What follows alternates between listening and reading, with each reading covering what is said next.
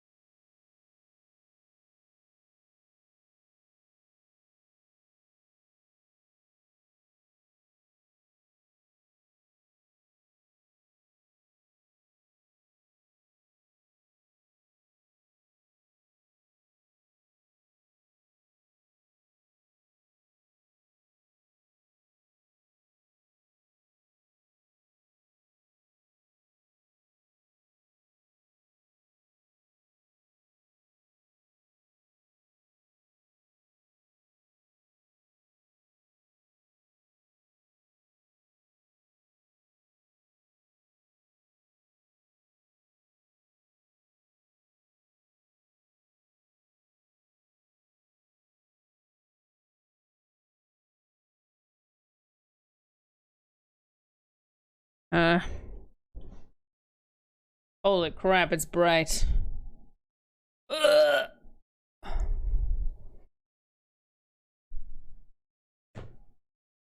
It's too dark. This is... I didn't check the camera before I started stream, sorry. Hi. Hi, Chan. How you doing? How you doing, gamers? And artists, maybe? You love this song? JJK is great. It's such a good anime. 4 months Pog. Soft Danger, thank you for the 4 months. Gaster, thank you for the Prime. May, thank you for the 6 months. 6 months Simdish Waddle. Wow, 6 months. First class yesterday? First class. Oh, at this time of year? Goodness. I thought a lot of people were would be graduating around this time. Fellow artist frog here. I'm making matcha latte and getting ready to draw with you. Oh my gosh. Cheers. We can have matcha together. Wow, it's really bright. Oh man, that's too much, Bob. Something is weird. Oh! Whoa! Whoa! Whoa!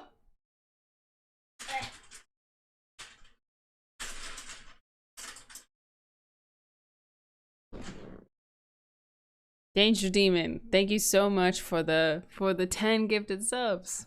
I can't get my lighting right. Thank you for the 10. Enjoy your subs, guys. We got 6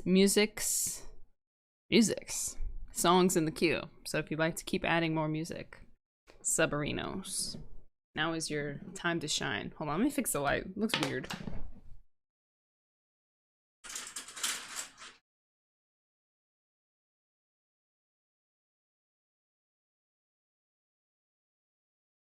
I should have it right here. Okay, I think that's good. Hi, Frenchie. Musics. Wish I could gift, but I'm simply broke. Don't worry about it. Don't even worry. You being here is more than enough. Tiny Manta says your head pant. Today, I have that sweater open in the Tommy tab. Yes, so Tommy sent me new stuff for me to show you. If you follow me on Instagram, you already saw it, but they recently released this oh my gosh, I messed up the music. Called Pop Drop, which is really cool, super colorful. Looks like this. I want all of it. I want these and I want this. It's like very 80s. I want this little camera bag. Sustainable style. And this is what I'm wearing, but in green. This little crop thingy, frick. It's so nice. I'm gonna try to poke them and see if they would send me more stuff. Could I get more from this collection, please? Please. They're cute, right? Jam, thank you so much. The link to the one she's wearing. Yes. And then exclamation point TJ. If you'd like to try my link. Oh, you know what? Use that link. It actually links directly to the collection. So use dish link. It is expensive, I know, but I'll tell you from wearing it, it's really like nice. It's like thick and comfy. But yeah. Hi Rhondas, thank you for the 2 months. Welcome back. The Pop Drop collection is my new obsession. It's nice, dang it. I want them to send me some like shorts. I want shorts. I will just have to ask them nicely. Yeah, Tommy stuff is expensive, but it is really well made. I will say that. And their sales section is huge. I will say that. They got a big sales section. You are fine, child.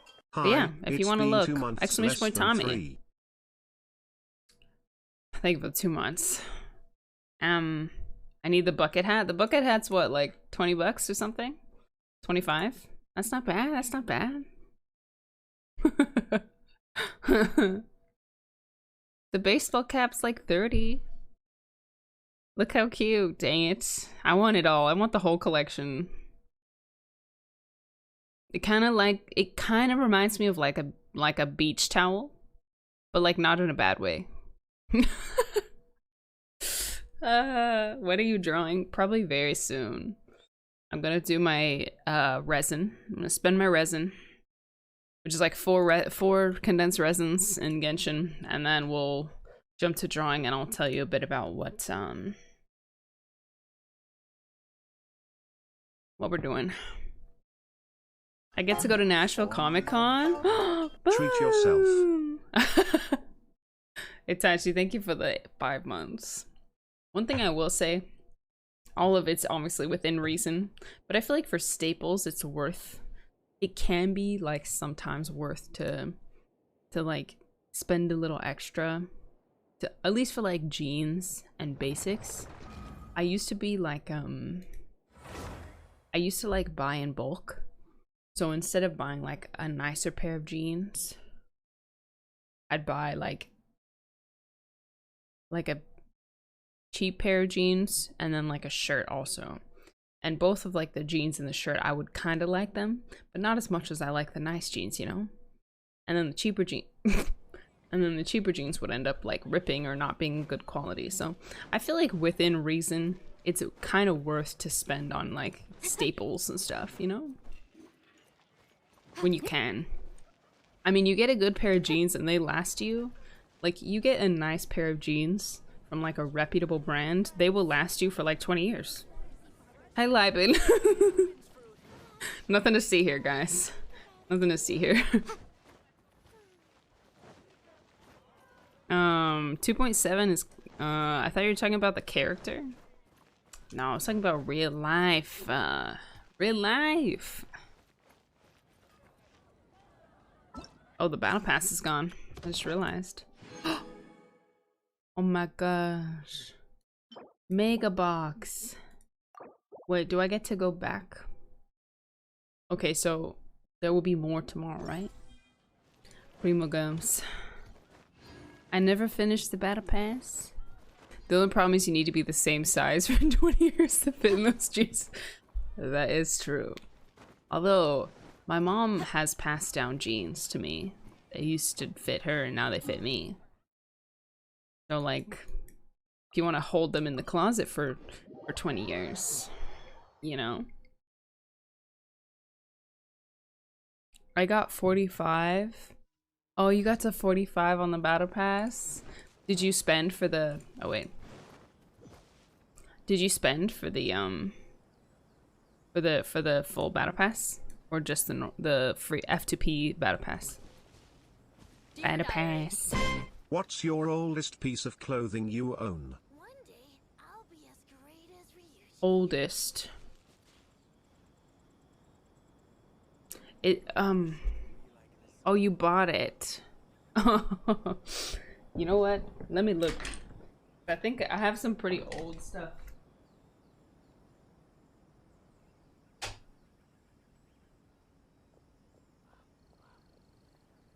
The case before us is a strange and unprecedented one indeed. One day, I'll be as great as Ryuji.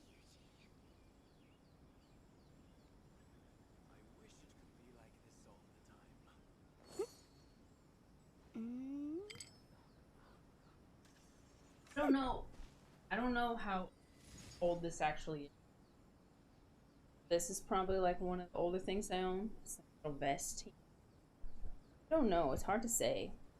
At one point, I had this sweater that was like from the, or I had this like it's like satin top that was definitely from like I'll remind you again. the law can be 60s. both a help and a I ended up hindrance. selling like silk. I shop sometimes, or more a while back than I used to. I mean, more back in the day than now, but yeah, I used to love like vintage shopping. Your mom's jeans are definitely the oldest too. Yeah, I think I gave them to my sister though. I don't have them anymore. They fit her better than they fit me. Can you crop the cam so it's just a sweater? Yeah, you don't want to see me. You don't want to see me. I like the colors. Like way bolder than I would normally wear, but you know. Oh, safe transport. I just want to like knock it off of the thing. Yeah.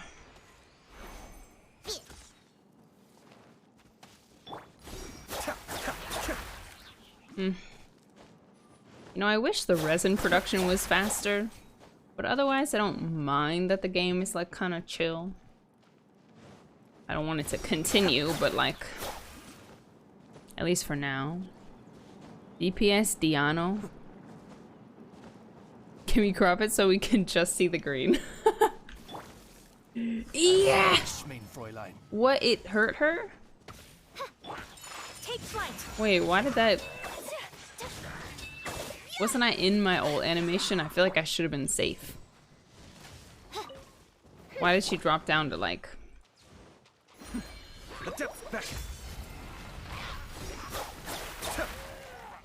Like, that's not fair. But whatever. Slow resin and RNG. Yeah. I feel like if the resin was faster, then I would... The lack of content would bother me less. But this is like, everything requires resin. There's nothing to do.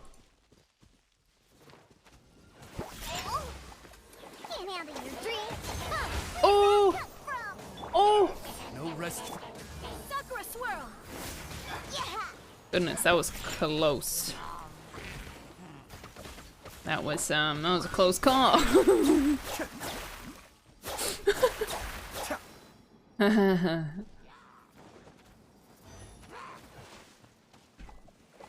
Oh no! Mein Fräulein. Whirling snow. Mein Fräulein. My Fräulein. With Fräulein. Burnt out of Genshin during Yai banner, haven't played since. Pretty burnt. Prettiest burst in Genshin? I think Yoimiya. I would say Yoimiya's burst is the prettiest. Is my favorite at least. Oz, reveal thyself. Maybe Ganyu. I would say Ganyu is the prettiest, like, when it's actually on the field. Or maybe Aito. Yeah, I would say Yoimiya's actual burst animation is the prettiest. Yeah, I don't know. It's like weird. Because I understand these are like, obviously these are unique circumstances. But the fact that when there's no events, there's like nothing to do, shows how much the game is reliant on like limited time content. which is good because it's like good to keep for them, like from like a player retention perspective, because it keeps people coming back to the game. But the fact that because there's no events, like the lack of repeated content is very limited in type and in quantity. Like I can only run a domain so many times, you know. Chico Buff, thank you for the tier 1 sub. I appreciate it. Yeah, I don't know, the FOMO. Yeah, My I father hope, gave me a small loan of $1 hope in million. the future. What's the opposite of always staying? Take me down.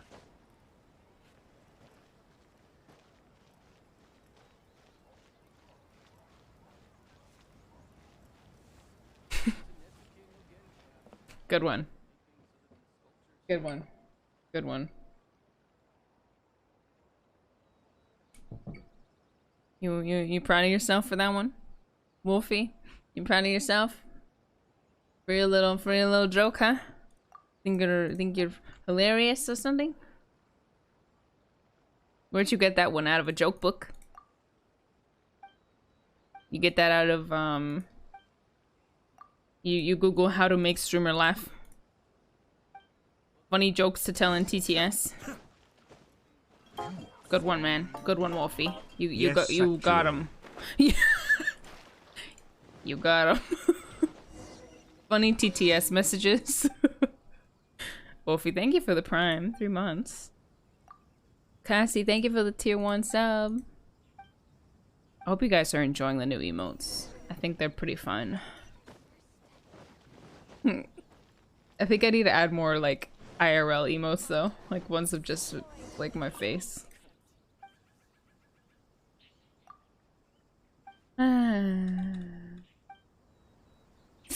Yeah, so I hope that Hoyoverse will like. I did a song queue yesterday. Guys, I can't play Post Malone. Post Malone is way too no. I can't play Post Malone on my stream, guys. It's too DMCA. Too DMCA, you know what I'm saying? There's like a little DMCA and then there's like lawsuit DMCA, you know what I'm saying? I gotta ride the line a little bit. I prefer not to get live striked and get banned for a week. Are you the Kaya main? Yes. Kaya is on a bit of hiatus while I rebuild him for Cryo. But yes, I would still call myself a Kaya main. I just give other characters love sometimes. I thought you had split audio. I do. But if by chance my stream is being monitored, I can still be held accountable for music that's playing while I am live, you know?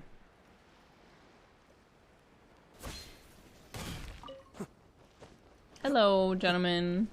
It's my lucky day.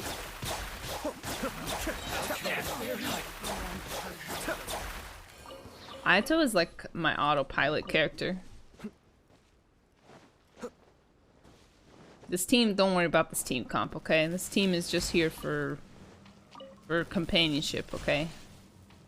Please don't judge my team building abilities off of this.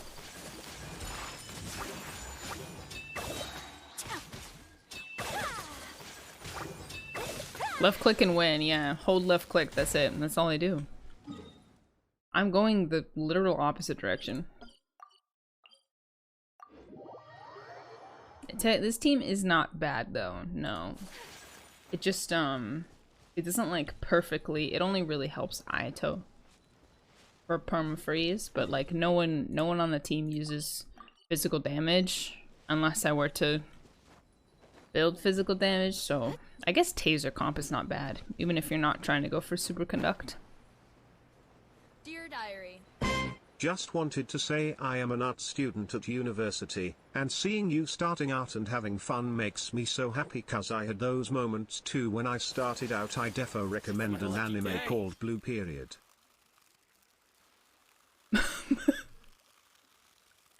I feel like two messages just got meshed together. Wait, is blue period like an art related anime? Like those like two thoughts in one TTS message. Okay. Blue period. I just started watching I'm currently watching a couple things. Well, I was watching dude, let me break the stone and it's over for you. Oh, or not. So I was in the middle of watching Snafu, and it got taken off of Crunchyroll, and I haven't made the effort to find like where I can watch it now. I thought Funimation, maybe, you know what, I probably am still paying for Funimation. I'm probably still paying for Funimation. It's on Funimation, right? Or no? Maybe it's not. Eve. Yeah, but anyway, Stone broke it last. I think I was supposed to hit it with like a certain element, whatever. But yeah, I was watching Snafu. My teen comedy romance something didn't turn out as I expected. Long title that makes no sense. Snafu. It's on Netflix. Oh, Blue Period is on Netflix.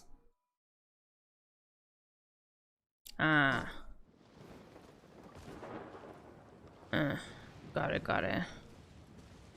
Snafu's so bad? I like Snafu. I really liked it so far. But yeah, I was in the middle of watching that, and then it was not on Crunchyroll, so now I don't know what to do. But I'm also watching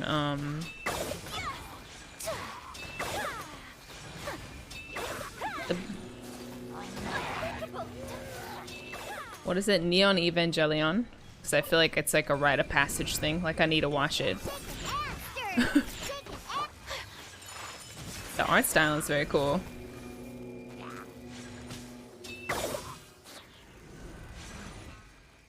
And then what else?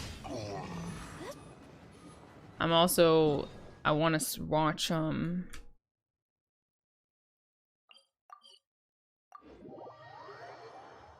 Violet Evergarden. And also Your Lie in April. Oh, I watched the first episode of Your Lie in April. But don't say anything about it, okay? Because I know people are going to be like, oh my gosh, Your Lie in April. And drop a bunch of spoilers in chat, so please don't. Ad Astra. Don't. Thank you for completing. Stop, okay? If you do end up liking Blue Period, I would recommend continuing with the manga because the manga's a lot better. Oh. Yeah, Evangelion is kind of dark. It definitely feels dark from what I've watched so far. Okay, commission's done. Back to the Dungeon of Pain and Suffering. Violet Evergarden. Yes, I actually have the first book of Spy X Family. But I'm refusing to read or watch it until Atsu starts Omori. We have a deal. Alright, Yanfei carry team back at it again.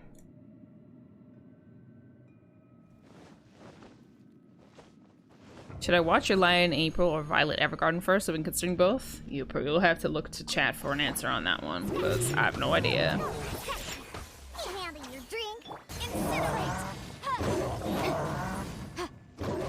No, my shield!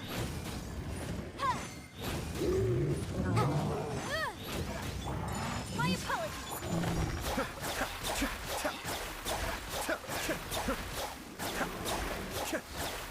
Yeah, it's for oh no. Oh, she turned at least. We have a deal. Admissible evidence. He has to play Omori, and then I will watch His Precious Spy X Family. That's our deal. Oh, I just realized Ni no Kuni alert. Ni no Kuni stuff is still going off. Hold on.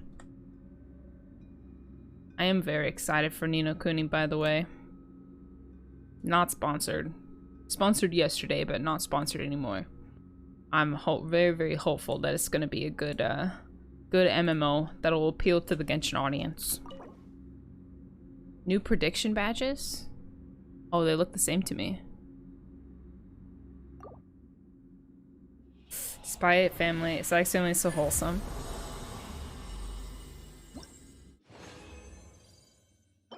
Wow. Wow. Good start, guys. Good start. More for the strong bot. Oh my gosh, it does look different. I see it. They're like little blobs. I kind of like the OGs, but whatever. I resist change. How will Atsu react, I wonder? I don't know. When he was in LA, me and him and Wap and Sakyo were talking about it, and he was saying, I think because I've been recommended it so many times, I'm gonna be like one of those few people who doesn't cry in Omori. And I was telling him, it's okay if you don't cry. Like, it's not about crying. It's just the story is so good. Is that it's worth playing. Like, that's the point. It's for the story. I don't know how you couldn't cry in Omori, but like... Okay, okay. It's about the story. I would say the expectation does live up for sure. Oh, I cut off his line. Sorry. I agree. I think it's worth the build-up. It lives up to the build-up, I would say. Wow, this run is cursed. Okay, okay, okay.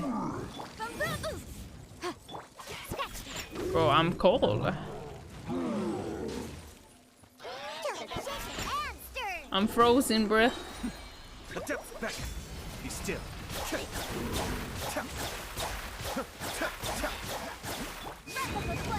Motion to compel. Think you can bully me? Look at you, boom down. I'm a rough. I know. I really do feel like Joshua would love Omori if he ever gave it a chance, but... He said he's interested in the story, he just doesn't want to invest the time into it. And I was telling him it's not that much time. Like, you spend 20 hours on Valorant in like 3 days. Surely you could sacrifice it. The time, right? At this point, I'm not even expecting to get good pieces. It's just like I'm literally farming for fodder at this point.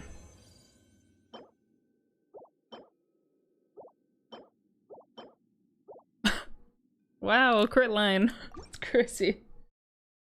Crit stat. Wow. Good stuff.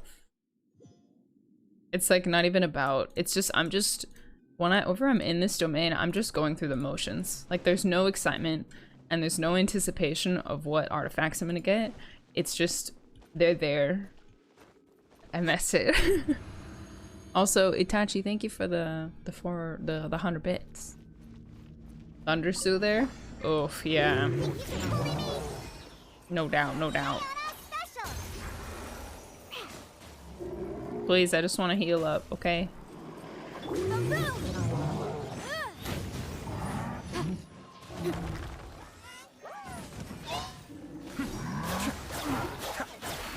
This is getting interesting. I really should bring in Hu Tao, but whatever.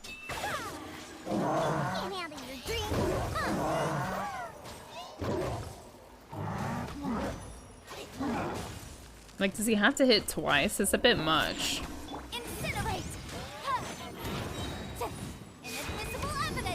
Inadmissible evidence! Inadmissible evidence!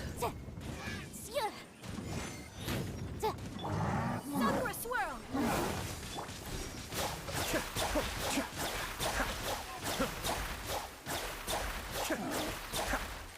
Diana special. Think you can bully me? I'm just gonna use this to heal.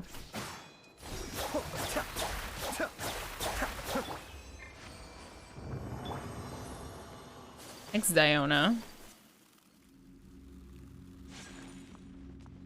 Using all my mains. Yanfei's just here to carry. She's just here for pyro application. To break their shields so I can get maximum friendship with Aito, Ayaka, and Diona. That's it. When are you doing art stream? Soon. As soon as I'm done with this, pretty much. And I'll tell you what we're up to today. Okay.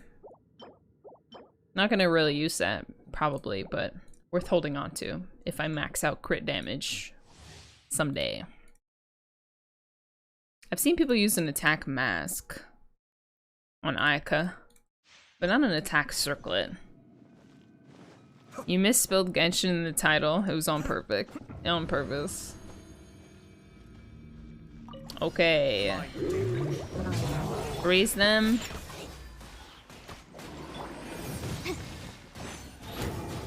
Then break their spirits.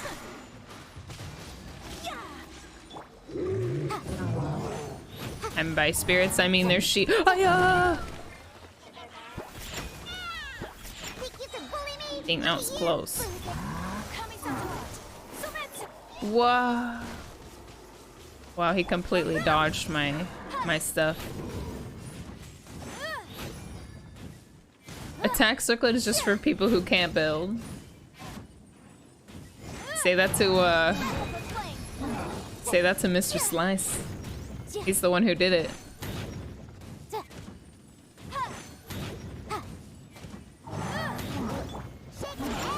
It's because he has maxed crit rate and crit damage on her. Slice's Ayaka makes her want to throw up. It's too good, dude. What, you reshielded? Nah, that, you know what? I'm garbage for that.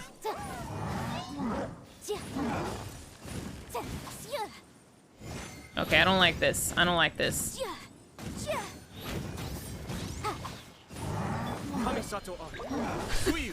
I don't like this. Okay, let me out. Let me out. I use attack circlet on Raiden. Yeah, that's... Oh, I don't use an attack circlet. I use an attack goblet. Because it's... Yeah, this piece is kind of Pepe W. This piece is kind of Pepe W. Yo, I shouldn't have shown that. I'm sorry. It's like one of my good pieces that I have.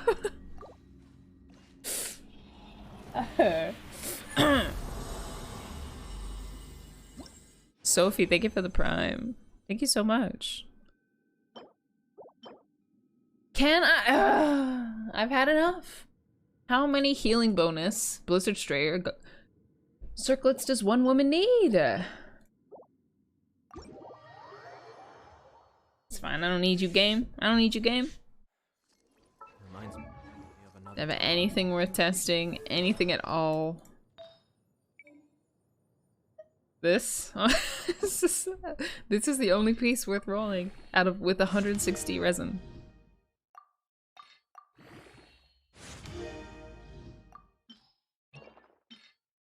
Roll crit damage. You won't. Or you will?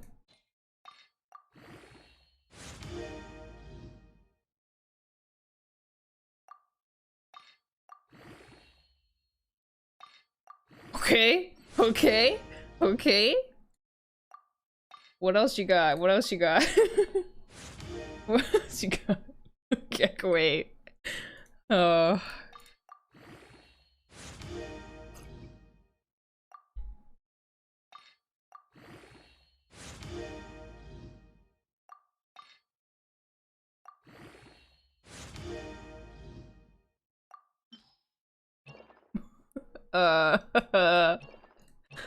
Really low rolls, but you know, it's cool, I guess. Bruh. Could we get a crit damage roll, like, right at the end? That'd be nuts. Attack sands with crit damage. And you know what? I should roll this piece. I really should roll it, even though it has defense. Anything else I can dump? Maybe like a 12 piece? 12. I think that can go in the garbage can. I can sacrifice one, so I can sacrifice something.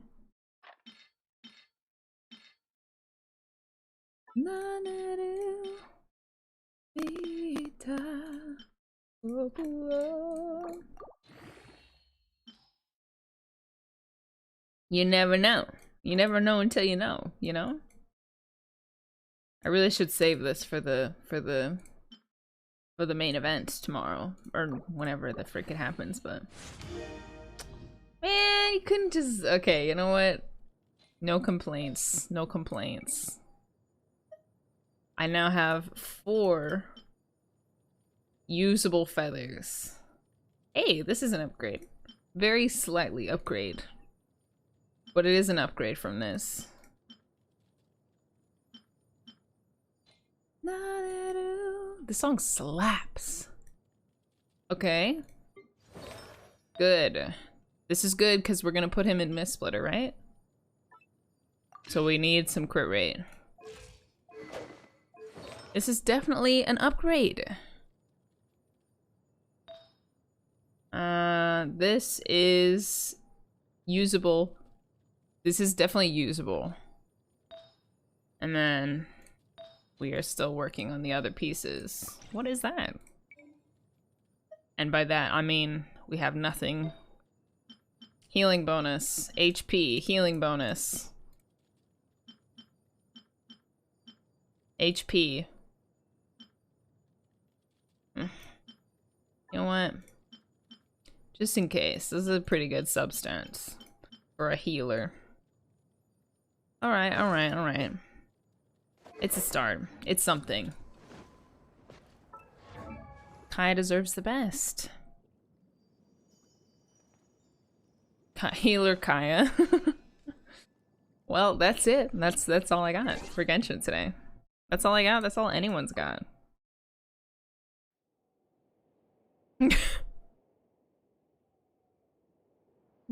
That's all anyone's got, you know? Papega drawing time? What do you say? we have videos to watch. It's the ending that I like about this song the most.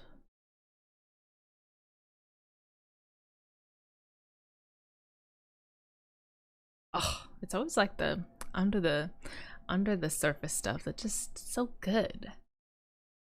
All right, where were we? We were watching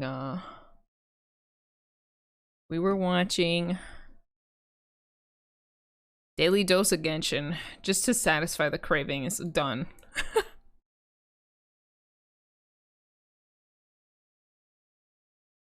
We were watching iCarly, right?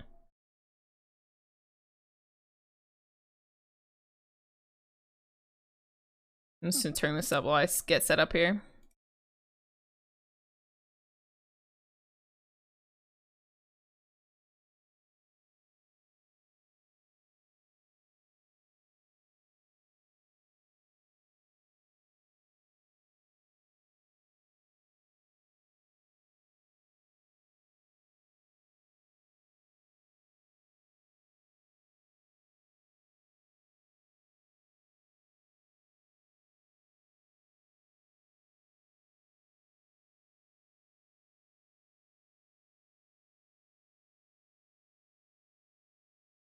Okay, so guys, we need to make a decision. So while we were watching art, we've been watching through just really excessively long video essays, and we recently finished one called it's the first half of a really long iCarly analysis. Okay, Jam, good one. So there's a part 2. There's a part 2. It's like 3.5 hours long. We could start part 2 of the iCarly analysis, or we could potentially watch something else. Let me see what else we got. I have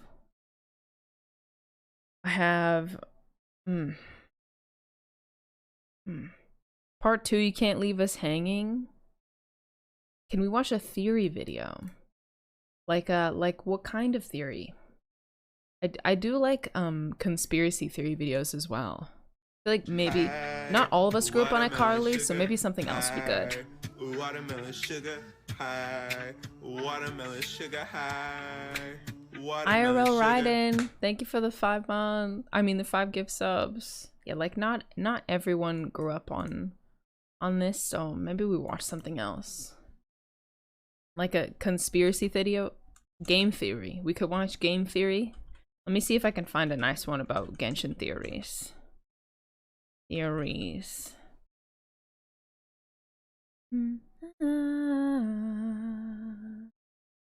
looking for like an essay, like a long one to add on the. I also have to be careful of like leaks. Ooh, Paimon is the key to everything. Why is she in the water? Ooh. Ooh. We could definitely watch Genshin theories.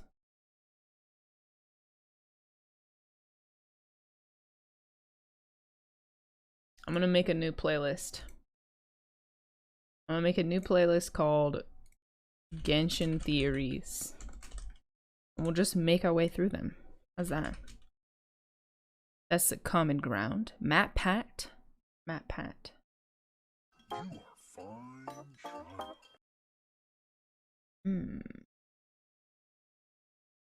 Matt Pat.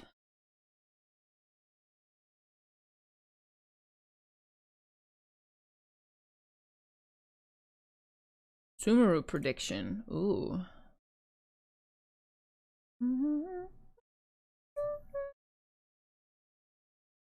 The island in the sky is fake. Sorry, I'm wary of like showing my YouTube player. Just in case. I don't know.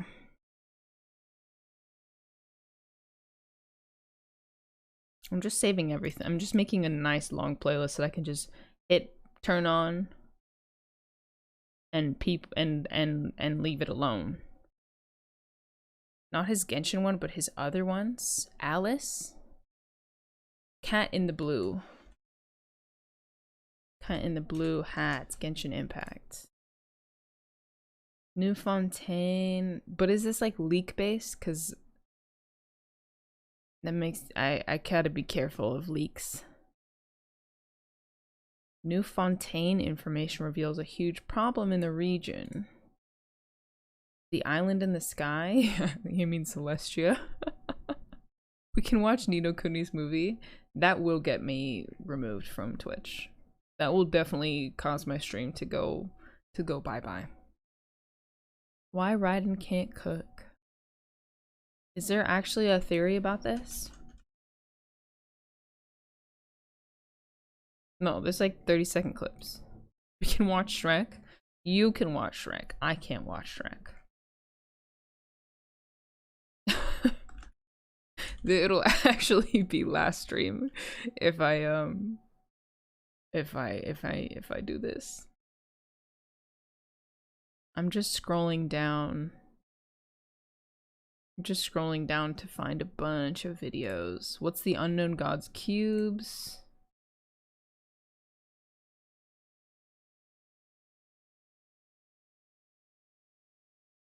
Okay. Okay. I say let's get started. I got 6 videos queued up and then we'll go from there. True crime? Could definitely do true crime as well. At some point.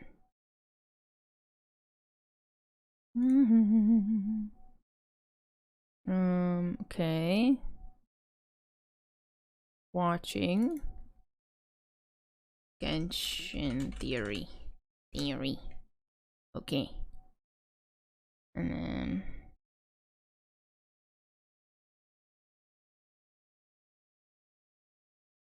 Okay.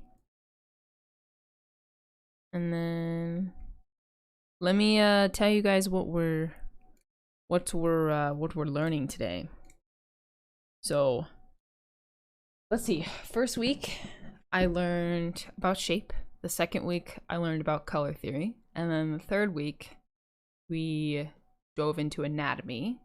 You guys haven't seen much of that because I did almost all of it off stream. But yeah, the video's coming probably tonight or tomorrow. One thing I feel like I've been lacking since the beginning is shading. I don't really understand shading, and any shading that I've done thus far feels very like muddy and just like not believable. So I think I need to learn. You know what? I just realized before we watch any theories, I actually need to watch videos about I need to watch how I need to learn about shading. So we're gonna learn about shading today. Sorry, I juked you. We're gonna watch a couple shading videos so I can start practicing. Welcome to class, everyone. Welcome to class. Oh, thank you, Bubbly. Yeah, I debated you, but we will watch Genshin theories, okay? I promise. I just forgot that I need to do this first. I was about to get my iPad and be like, well, what do I draw? What do I draw? I don't know what to draw.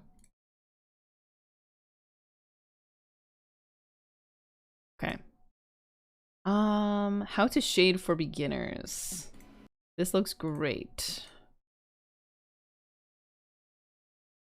Shading. Let me get my notes. Get my iPad. Learn how to shade.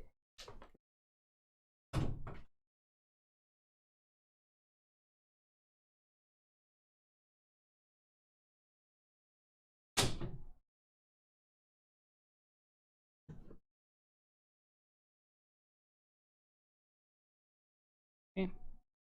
This is called How to Shade with Pencil for Beginners. Hey, I'm Darlene, and you're watching a rapid fire art tutorial. Thanks, when you rapid add light fire. and shadow to your line drawings, you can make your subject come to life by creating the illusion of form and depth. You can make a flat line drawing jump right off the page. In order to shade better, you'll need to practice three things: pressure control, how to shade smoothly, and most importantly, understand how light behaves. I'm gonna walk you through all three things, and then we'll shade something together. Okay. Hi, Darlene.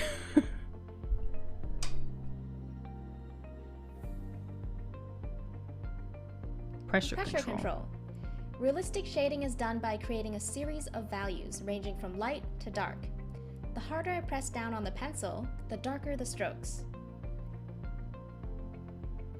Portraits displaying a limited value range can end up looking very flat, while portraits with a wider value range will pop. To have good pressure control, practice shading from one end of your sketchbook to the other while pressing harder and harder until the values specifically get darker for pencils. gradually. Another way to practice is to draw a long rectangle and divide it into several squares. Fill the squares from right to left. Start with the darkest value you can possibly make and work your way towards the lightest.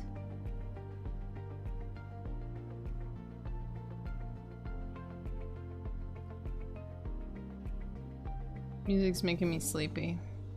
It's important to maintain a consistent pressure between each back and forth stroke, or each individual stroke.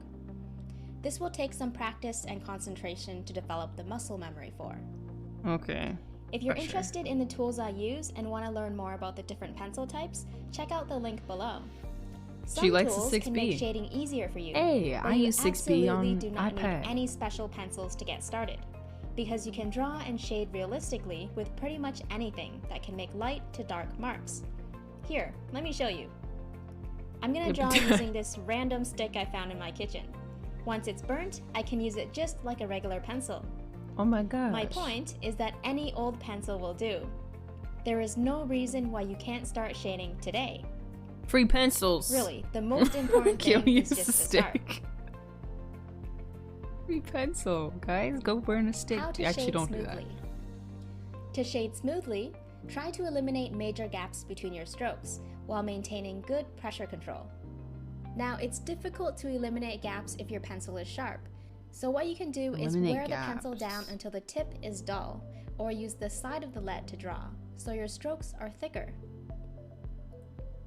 If you're shading a large area and want to avoid these dark stripes, avoid using your writing grip while pivoting at the wrist. Instead, use an overhand grip and pivot from your elbow and shoulder to achieve much longer strokes. Just that remember requires to keep more those control. strokes close together, eliminating gaps that can make your drawing look scratchy. Oh. But okay, but that's hard. You gotta maintain like pressure control and shape. Understanding light. Have you ever tried shading something over and over without it looking even close to your subject? For most beginners, shading is probably a guessing game. That's totally what it was for me. Until I learned a few basics about light, things just started making more sense. Knowing where to correctly add light or shadow can make a really big difference in how realistic your artwork will come across. I'm going to use a sphere to point out the different elements of light, because the patterns are a lot easier to point out than a complex form, such as a nose, for example. Here we have a plain wooden ball with a light source coming down from the top left. We have two distinct sides. The light side, which is facing the light source, and the shadow side, which is turned away. At the edge of our shadow, we have something called a core shadow, which is a dark strip running along the boundary between the two sides.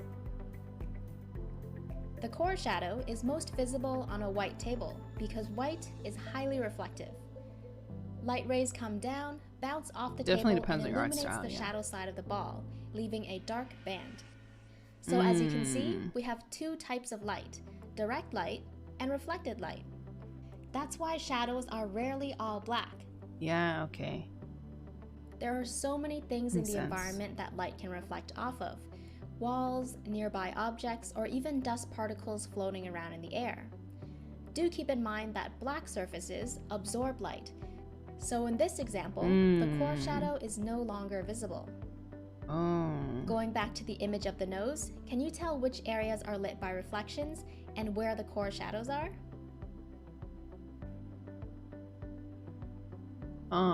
Yeah. So, okay, so... Wow, okay, this is cool. Okay, so this is direct light, and this is shadow, but even within the shadow, there's different... This is still kind of like a bounce light, right? And then this is still in the shadow, but it's bounce lit from the ground. Wow, that's cool. Oohs and ahs from Dish. It's amazing. It's so interesting. As mentioned earlier, light can reflect off of many things in the environment, but they have a difficult time bouncing their way into tight spaces, such as the area where the ball touches the table. This is called an occlusion shadow. Hold on. New vocab word. This is a cast shadow, which appears when a form blocks light from reaching another.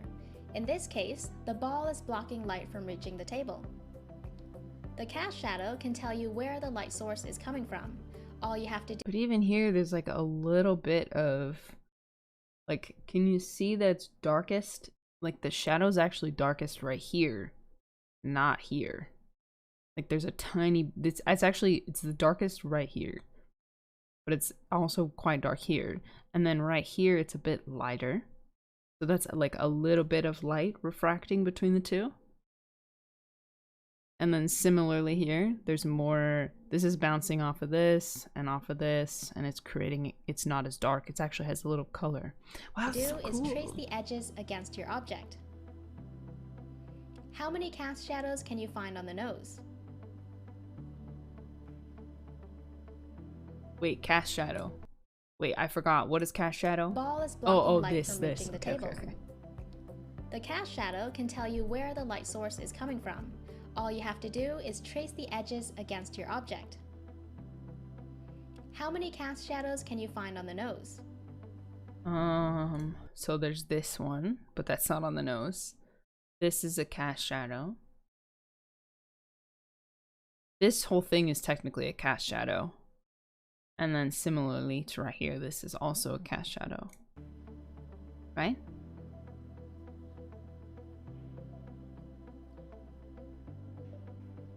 Yes! Let's Do I move get a on good to grade? the light side of the ball. On this side, there are only 3 things I need to point out.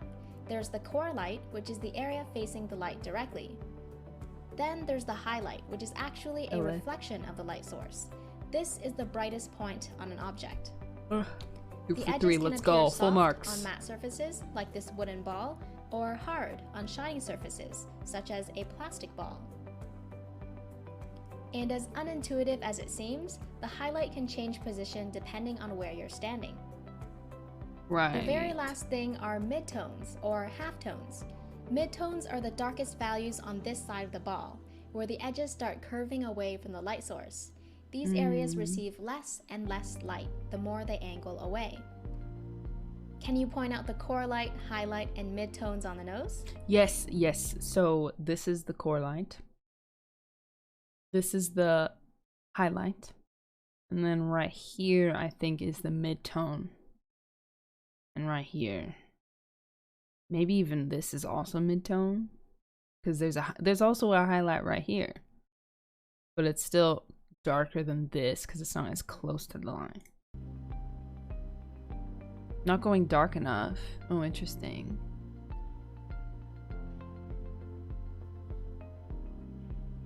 Interesting. Shade with me. Okay, Shade okay. with me. Wait. Let's shade an apple together with Wait.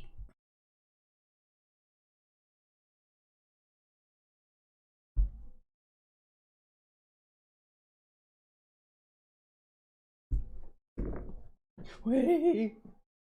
Hold on. Wait, please. Hold on.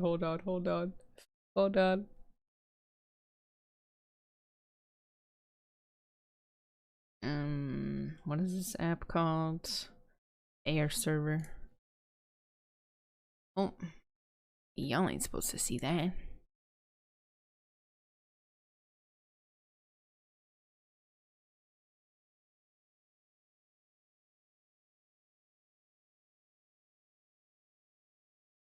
Toucan. Okay. There we go. Okay, let's shade. Why is it so small? It's supposed to be big.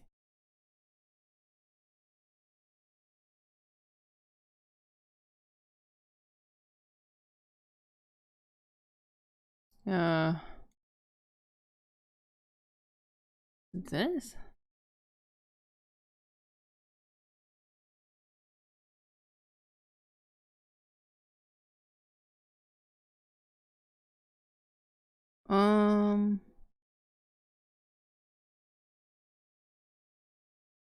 Hold on, sorry, I'm having a technical difficulty. Remove. And window capture. Yes, sir.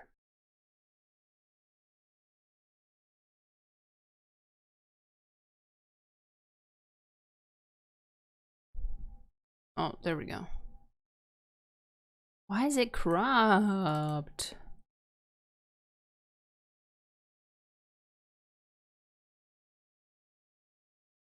Your server.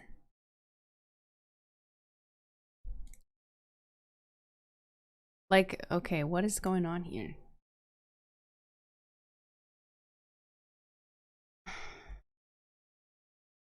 No.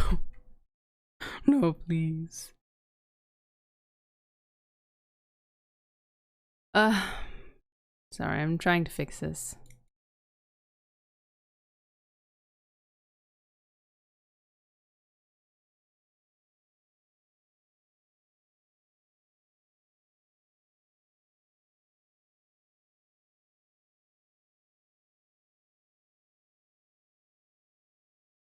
Okay, is that right?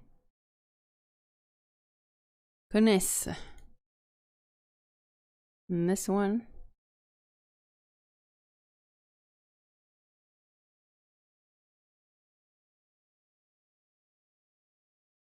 I just want to shade the apple.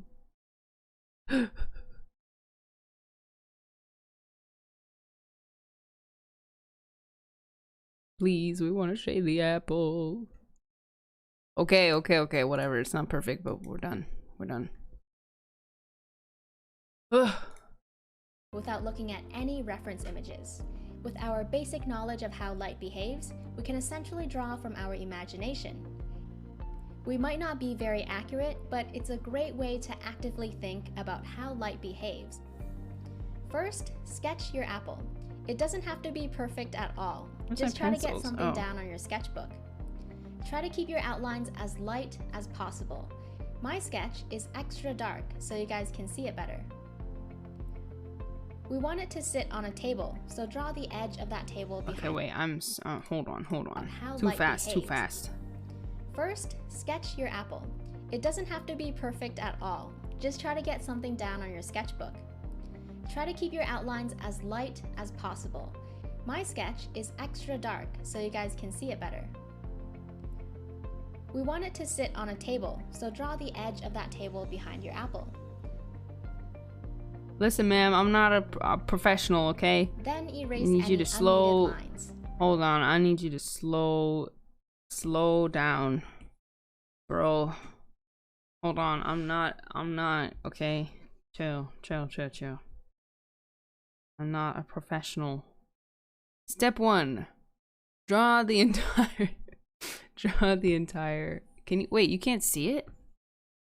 Oh my gosh, you can't see, dude.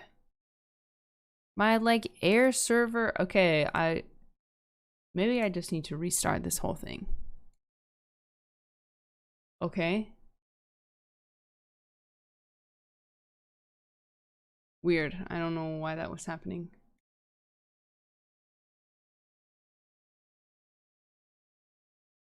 I have a circle drawn. Wow. Okay, there we go. The next step is to determine where the light is coming from. Let's have one. Bro, Miss Girl wants me to draw an apple in 2 seconds. Listen, I never drawn an apple before, okay? Take it easy.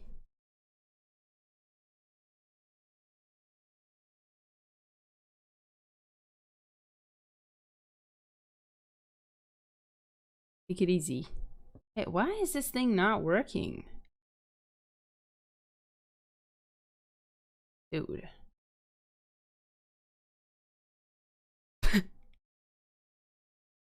Listen, let me stream, okay? Let me draw. You know what? Break this circle. Break this circle. It's just an apple, okay? It's not that hard. It's got kind of like a flat surface-ish on the top, and then round it here. Kind of looks like a heart, but not really. Okay, it's slim.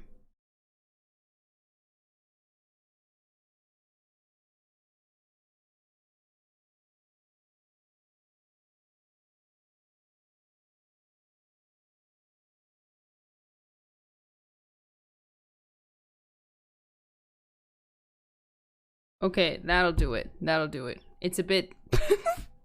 Oh, why is it so square? Okay.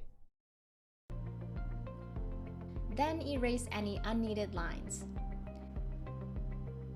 The next step is to determine where the light is coming from. Let's have one shining down from the top left. Draw a little flashlight or sun just to remember where it is.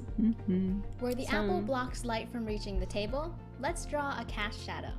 You can use a ruler to find the cast shadow's length. Just align it to your light source and the edge of the apple.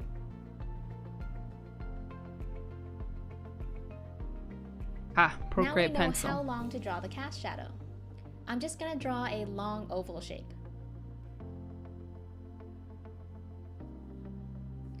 Where the dotted lines touch the apple, we have our boundary between the light and shadow side.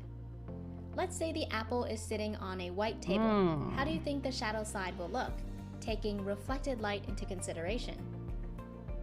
Draw a core shadow, making sure the thickest section is the darkest.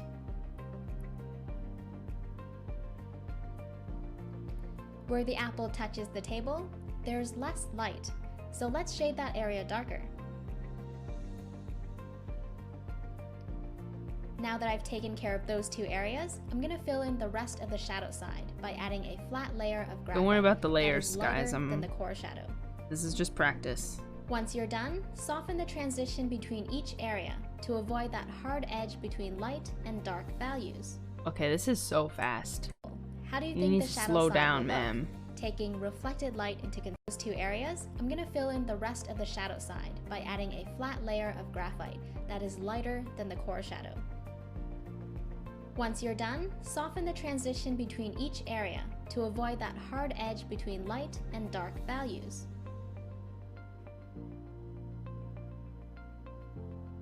Now don't forget to soften the bottom portion as well.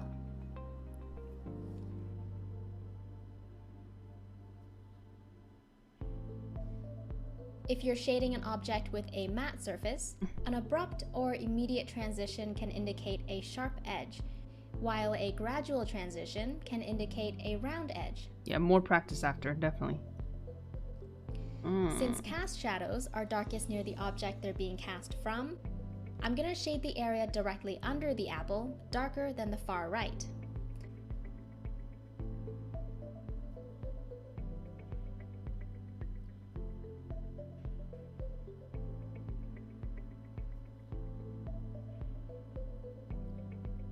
How bright do you want the light side of the apple to be? It's totally up to you. Pick a light value and then shade the entire space flatly. The next thing we need to do is blend the two distinct sides of our apple, so it all comes together nicely. Where the form turns away from the direct light, add your midtones, which will immediately make the surface appear rounder.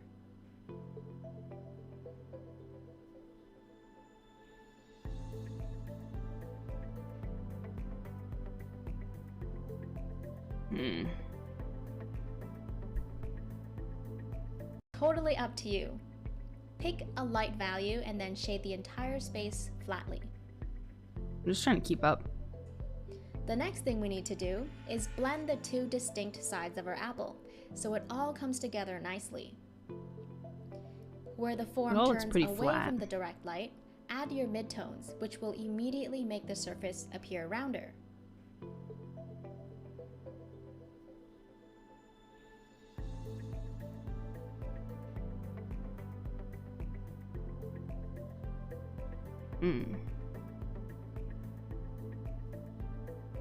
When you're done, use an eraser to indicate the highlight. If you want your drawing to pop out of the page, exaggerate some of those values to create depth. If your drawing consists of mostly a small range of light grays, try to get a bright highlight in there and some darker values. Now, outlines can make a drawing look cartoony, so make sure they blend in with your shading, or erase them as you go along.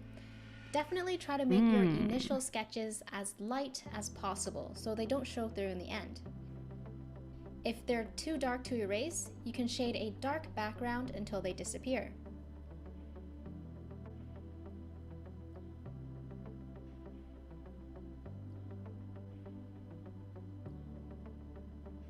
Practice. Practice. Place a few objects on a table under a single light source. Okay. Observe the patterns of light and shadow on each You like the object. self-portrait? Thanks, Understand Frenchie. what you're looking at and try to draw the scene in a fairly organized manner. It can help to pick an object up and turn it around to study it from different angles. If you want a bigger challenge, ask a willing friend or family member to be your study subject. There we go. Use only one light source on his or her face. It really helps to draw people that you know very well. And that's a wrap, guys. If you're already subscribed to my channel, thanks for helping me get the silver play button. Congrats. If you haven't subscribed yet, hit that big red button down below. Get a tattoo of the sun. Let me know if you like this format. The sun looks and too if real. You want more shading related videos. Interesting. Okay. Okay, let me see if there's something for digital art. Digital art. I think that would be helpful as well. Shading tutorial, color and shading, digital art. I watched this already.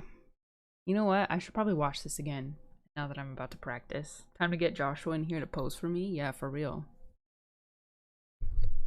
Okay, let's see. Say goodbye to your musty I love shading, Colleen. because we're gonna learn how to shade. But first, the first Colleen thing is you where gotta it's think at. about is the shape of the thing you're coloring. For example, this face right here, it's got a lot of dimension. It's not a flat surface. This tool right here lets you study the face in different angles and lighting. But to be real with you guys, it's kind of intimidating. I don't like the way he's staring into my soul like that. So before we can actually use this tool, we gotta learn the basics. Ah yes, the classic shading circle. As I said earlier, we gotta think about the shape of the thing we're gonna color. This is a circle, or more I love correctly, Colleen. a She's so sphere, funny. because it's 3D. And I know, our teachers have been teaching this since like 4th grade. You say that you already memorize every part of this circle diagram, but you wouldn't be here if you've already improved your musty shading, would you now?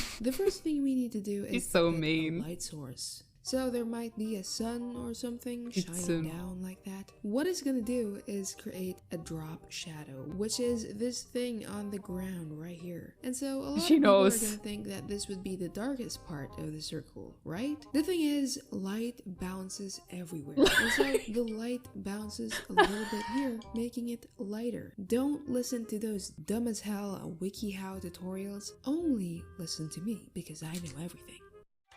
Musty shit. So in reality, the darkest part of the circle is somewhere around here. This Allah, is Yagami. called the core shadow. Okay, so on the other hand, we have the highlight over here. Yes, my personal favorite. It's very important to put highlights, as I say in every video, because that's what makes your art look juicy. It's like the cherry on top. Now that we know the basics, let's move on to the different types of shading. It's so cute. Cell shading and soft shading. There are probably other types of shading, but we don't care about them. They're irrelevant. I should be taking notes. They low-key look boomer. Okay, so cell shading is Boomer. commonly seen in cartoons and anime styles. They're not blended, they're basically just flat like that. Now compare that to soft shading. One example of soft shading is semi-realism, or like my art style. I mean, soft shading is a bit closer to reality because obviously not all shadows are flat, but like it's a stylistic choice. I like to mix both of them together when I'm doing my art. It makes it look a bit more realistic that way. But one tip I do have: the closer the light or the brighter the light, the harsher the shadows are going to be. And obviously, the weaker the light or the farther away it is, the more blurred the shadows get. For example, we have here some juicy legs, and there's a skirt right there up above.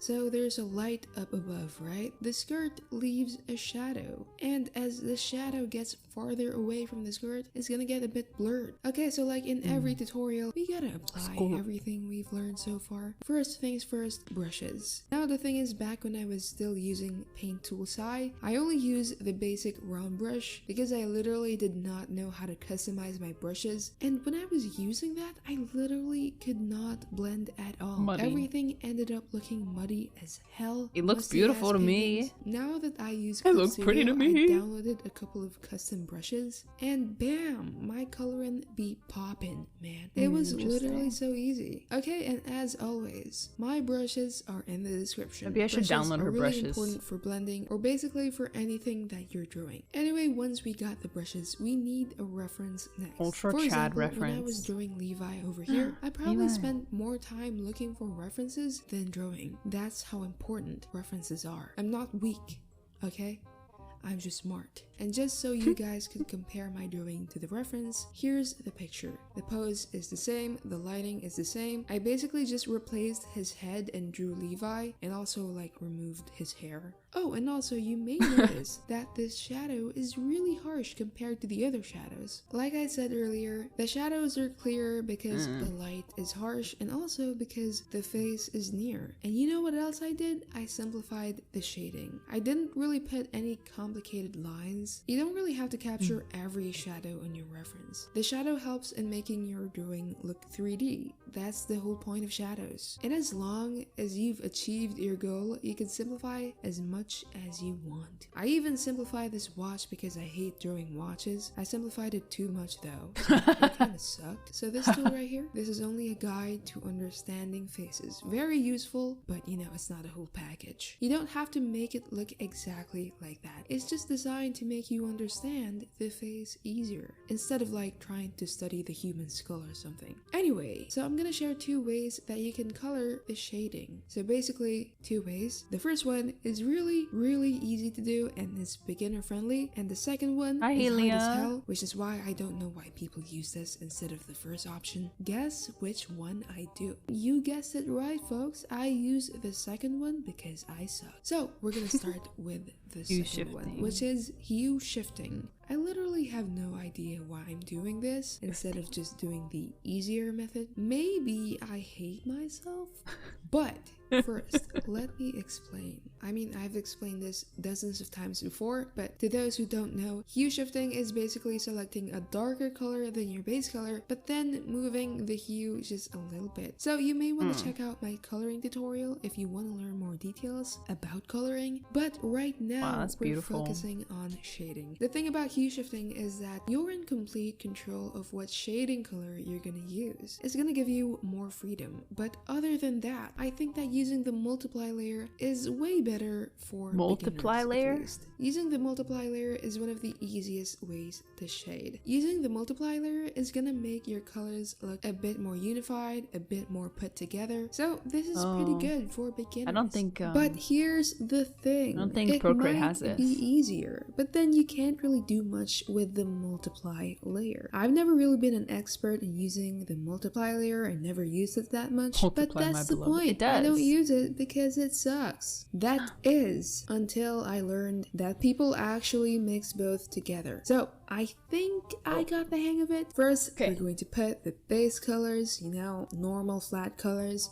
Then we're gonna add a multiply layer. I literally just relied on my reference for putting the shadows. If you would notice, the colors I used were actually just light colors. Then, since my reference had a bit of sunlight going on there, I used the add glow layer to make it glow. And this is the result. And yeah, it's passable, decent, but there's something missing. I always used to think that it stops there, but then I discovered that it's not. What we're gonna do is add the juicy details. We're gonna fix the lines and we're gonna polish the drawing even more using the hue shifting method. This is probably the best method for beginners because when you're just hue shifting, you kind of don't know if the colors you're choosing are correct. You're basically just guessing. Meanwhile, when you use the multiply method thing, it still looks unfinished. So combine both methods. I started off with defining the lines even more, giving the shadows a bit more polish and then blending them, and of course adding darker shadows just to make it more interesting. And obviously, you gotta make the lips juicier. Never ever forget that. So adding the juicy details makes a huge difference. No one ever told me that. It sucks. So yeah, I see myself using this method. Beautiful. It's cool. I get the hype, but obviously, man, you do you. Whichever method is fine, just as long as it looks good. That is our principle. Anyway, let's do another Roast Me video. Use this hashtag on Instagram to participate, and I'll see you there. Watch this coloring tutorial next if you want to level up your skin coloring game. Or I do. Also, make sure to like, subscribe, and comment if you enjoyed this video. And I do want to learn that, actually. You know what? We're gonna watch this real quick because I feel like it's gonna tie together. I'm gonna teach you guys how to color the way I color. Now, if you want to practice just coloring and you want to use this drawing to practice, feel free to screenshot this image and then convert bright. Wait, I'm curious. What multiply does to darken the base color? Right. Yeah. Select a layer. Oh, okay. The first option is multiply. Okay. I'm laughing too much. I forgot to take notes. Yeah, I'm not taking notes either, but like I'm getting it in my head, so I think it's okay. I really like her style. She's like very honest and like down to earth, and also a little bit mean, but like in a good way. Brightness to opacity, and then boom, the image is transparent. Guys, with great power comes great responsibility. Use that tip for the greater good. So going back, Hold on, I wasn't listening. So I'm gonna teach you guys how to color the way I color. Now, if you want to practice just coloring and you want to use this drawing to practice, feel free to screenshot this image and then convert brightness to opacity, and then boom, the image is transparent. Guys, with great power comes great responsibility. Use that tip for the greater good. So going back, you can literally do this on any art style. Jamben gifted a tier 1 sub to Millilia. They have given 8 gift subs in the channel. Thank you for the gift sub to Millie. Violet, thank you for the gift sub to April Witch, by the way. The juicy skin, but this is still applicable to anything. Now, you can color anything with this ancient Chinese coloring method. Just kidding, I literally made this up. Anyway, first off, we're gonna start with the sketch. It doesn't matter if you have a rough sketch or a super detailed line art. What's important is that you understand what's going on with your sketch. Who's Tommy? Anyway, we're gonna pick a bunch of Tommy colors. Hilfiger. These are called the base colors. Okay, so base there are multiple color. ways to spice up your colors. It really just depends on what mood you want your drawing to have. For example, if I wanted to have some sort of sunny, warm vibes, I would use like the colors which are way above here and use orange, yellow, or red, something like that. But that's only theoretical. I don't do that. I like making my drawings dark and gloomy because I'm emo. So here's what it would look like if I were to go for the sunny vibes. My color for the skin would probably be like this light orangish color, and the blush is also like super saturated. Overall, it looks pure and romantic. I hate it. Now compare that to the sexy vampire color palette. Hell yeah. So what's the main difference here? Well, first off, let's look at the color wheel here. So there's this thing called the color wheel, which is this circle right here. And I love the color wheel. That circle, there's you can add a gem, box. totally.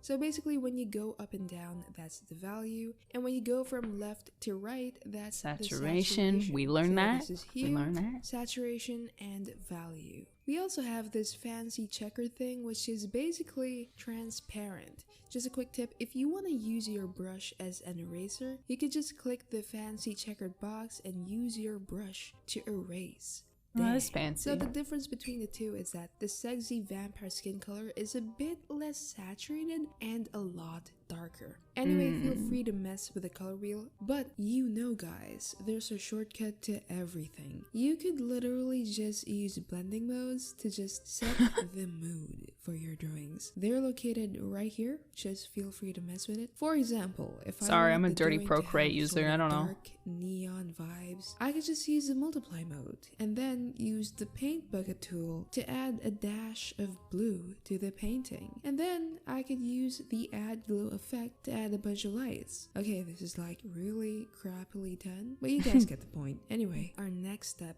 is to shade. Okay, shade. Just shade on the same layer, but if you want, you could create a layer on top of the base layer and then click clip to layer below. And then it's basically just gonna let you draw only on the parts that have already been drawn on. If that's confusing, just watch what I'm doing right now. So I'm 19. P posted happy 14 months Miss Dish. Oh, does Procreate have clip layer? Oh my gosh, I hope it does. NPC, thank you for the 14 months. Could you make the video louder? Sure. Good thing. 99% sure that this is available for every drawing program except MS Paint. So if you're drawing on MS Paint, I feel bad for you, I'm so sorry. Anyway, what we're gonna do is to move the hue just a little bit and then select a darker color. When you're selecting colors for shading, always make sure to do that because you want to make your drawing vibrant and juicy. If you just straight up select a darker color without sliding that color wheel, your drawing is gonna suck. Anyway, for shading the skin, I basically just start with an airbrush first and airbrush a warm-ish shade around the eyes and the nose and mouth. I'm basically just going darker and darker. I also like shading the under eyes. These aren't eye bags, okay? They're the under eyes. That's different. And shading them helps to make the eyes look bigger. Okay, so starts with airbrush to get After the that, basics. I use a lighter color to just add a shadow. So I'm imagining that the light source is somewhere in here. So my shadows are obviously gonna be in here. But honestly, for shading, I usually just rely on my references. Unless you're like an art god, you shouldn't rely on your imagination too much to shade stuff. Trust me here, keep using references. Use Pinterest. There's so many hot guys on Pinterest, I swear. Oh gee, I hope the FBI isn't watching me looking up some real embarrassing stuff. Well, that wouldn't be a problem if you were using Surfshark. Surfshark is a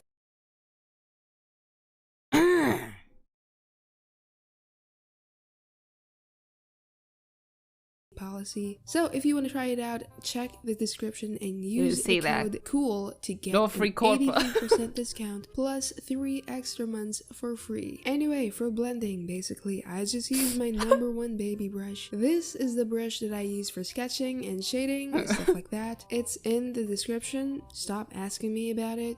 Okay, and then I always make sure to just use an airbrush right after blending to make it smooth. I just always make sure to do that because I want my drawing to look sexy. Alright, so I'm just gonna add details to make the airbrush to blend, okay. You know, add a bunch of shadows here and there, and the eyes as well. As for the eyes, I don't make the white part completely white. It's more of a light pink gray shade so that it's uber sexy.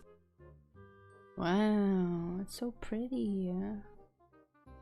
I love her style. As for the lips, I'm just selecting a dark red color. Ladies and gentlemen, I do not discriminate against men and women. They all need to have sexy lips. And obviously, sexy lips need to be juicy. Which is why our final step is to put highlights. So after we're done with the blending and such, I usually like make a layer on top of all the layers and then I just basically add some more definition. You could add some more definition by adding like this slightly lighter color above the lips, which is also called the Cupid's bow. This is gonna give your lips some juicy definition and obviously some highlights on the lips, or maybe you could add a highlight on the nose and maybe in the inner corners. It's just like makeup. It's just like makeup. When I tell you guys that highlights either make or break your drawing. Adding highlights is either gonna make your drawing a lot more juicy, or it could potentially ruin your drawing. Just don't add too much and you'll be fine. Just add an okay amount of juiciness. Also, like, make sure to add some highlights to the eyes, because if you don't, your character will look dead. So I'm not really gonna define the hair because I'd be lazy like that. You guys got the point. However, here's a quick recap, okay? First, do the sketch, add the base colors, and then add some shading. Don't forget to slide the hue wheel. Then add some juicy definitions and then the highlights. I also like use the liquify tool to correct some deformities. Anyway, if you enjoy this vid, like and subscribe. Watch this video next if you want to take your drawing to the next level. And what if you want them to look dead? Imagine how good your Ayaka drawing can look with this newfound shading knowledge. I know. Okay, let me see if there's anything else that is worth drawing, or I mean worth watching before we continue.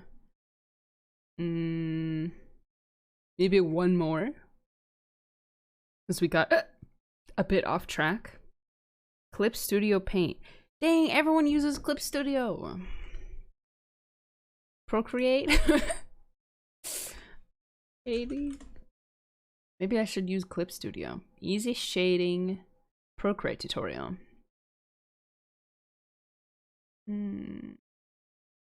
This looks good too.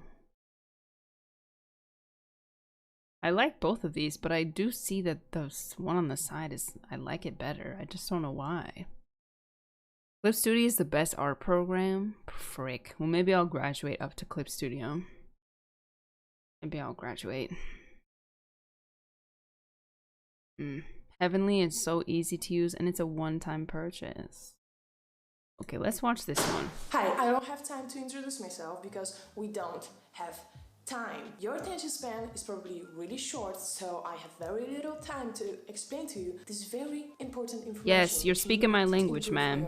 Yes. Skills, your shading skills. So let's get to it. Again, light. To understand shadows, you need to understand light. She knows. To understand light, you need to think like it. A common fact about light is that it reflects and it travels a long way before it stops. And it reflects on almost anything. Even black colors don't absorb 100% of light. But what about it? Example, when you see my hand and the color of the desk, it just reflects exactly the hue of my hand. Just like with my sweater, you can see yellow and then you can see blue. Before you tell me that you don't understand anything and you ask yourself, why am I showing this? Let me show you on a face, a human example, right here. Me, it's me, yeah. So we have a face, clothing, hair, and every object, everywhere, wherever you look, has its own reflection. It's like it was giving its own light. For you to imagine it better, imagine moon. Moon doesn't give its own light. It's just a reflection from the sun. And it reflects so strongly that you can just see in the night during full moon, for example. And That's it's true, the same that's with true. every object you ever see. Because it reflects light, it gives light on the objects around it. Sometimes more and sometimes less. It depends on where the light's coming from, how strong the color is, and etc, etc. But you can use it to your advantage in drawing. So let me just first show you where to look for such reflections. For example, you can see that I have a blue sweater, at least blue sweater near my face. It should give, I'm almost certain, it should right now give this kind of blue reflection here on my face. And everything kind of gives reflection, but some reflections are not very visible. Just like my hair should give slight reflection right here, but you can't really see it probably with your own eyes. But if you take, for example, pink and yellow, pink should give slight pink reflection on my face and yellow should give yellow reflection on my face. But because the light is coming from there and it reflects from the yellow right here, so light source is really important because of that. Should really show yellow. And same with blue. It should be blue on my face. And why am I telling you this? Why is this slight little detail about light? Why is it so important? Well, it is because that's what makes drawings look real and interesting, and it gives depth. It gives depth to your drawing, and yeah, you just do it. You should do it. That's so. If you understand this, and you should, because it's not such a difficult thing. But if you don't, never mind. Don't worry. I have an example. I will show you on the drawing how to add those reflections like this and like this. You know, so it looks good and it looks real. So let's see. So this is the line art we are going to use today. First, let's fill it in with flat colors. I made that thing here pink so I can give her a nice strong pink reflection on her jaw later. Now I'm adding some shadows, just some quick shadows. When you're done with shadows, make a new layer at the top of all the other layers. And now already this is where we will add the first reflections. Take a sample from the color you want to add reflections from. In my case, is the pink from the shirt. Take a soft airbrush and start adding the color. Just play around with it a little bit and see what works. Oh my gosh, I see it. And it doesn't have to be like super accurate or like... Now I take the skin color and add those reflections around the face. It's not something you normally see in real life because those softer reflections are so cool, almost invisible, but on the drawing it just makes sense and looks good. So, and now I'm just doing the same thing I just did with the hair color reflections. And this is the process so far. Now to change the layer effect, tap on the N letter and scroll through all the options comparing how they all look like. For this situation, I am choosing the color effect. What this effect does is it changes only the color on the drawing and not the lightness, which is nice because that way the shadows are still as dark, but the color is just how you choose. Now I am making the hair shadows darker in some spots. I will explain why in a second. This is so now complicated, I'm but making cool. a new layer on top of the skin color and shadows layers, and just making it slightly lighter in the center. The last thing I do in this step is taking my sketchy line art brush from my sketchy brush set.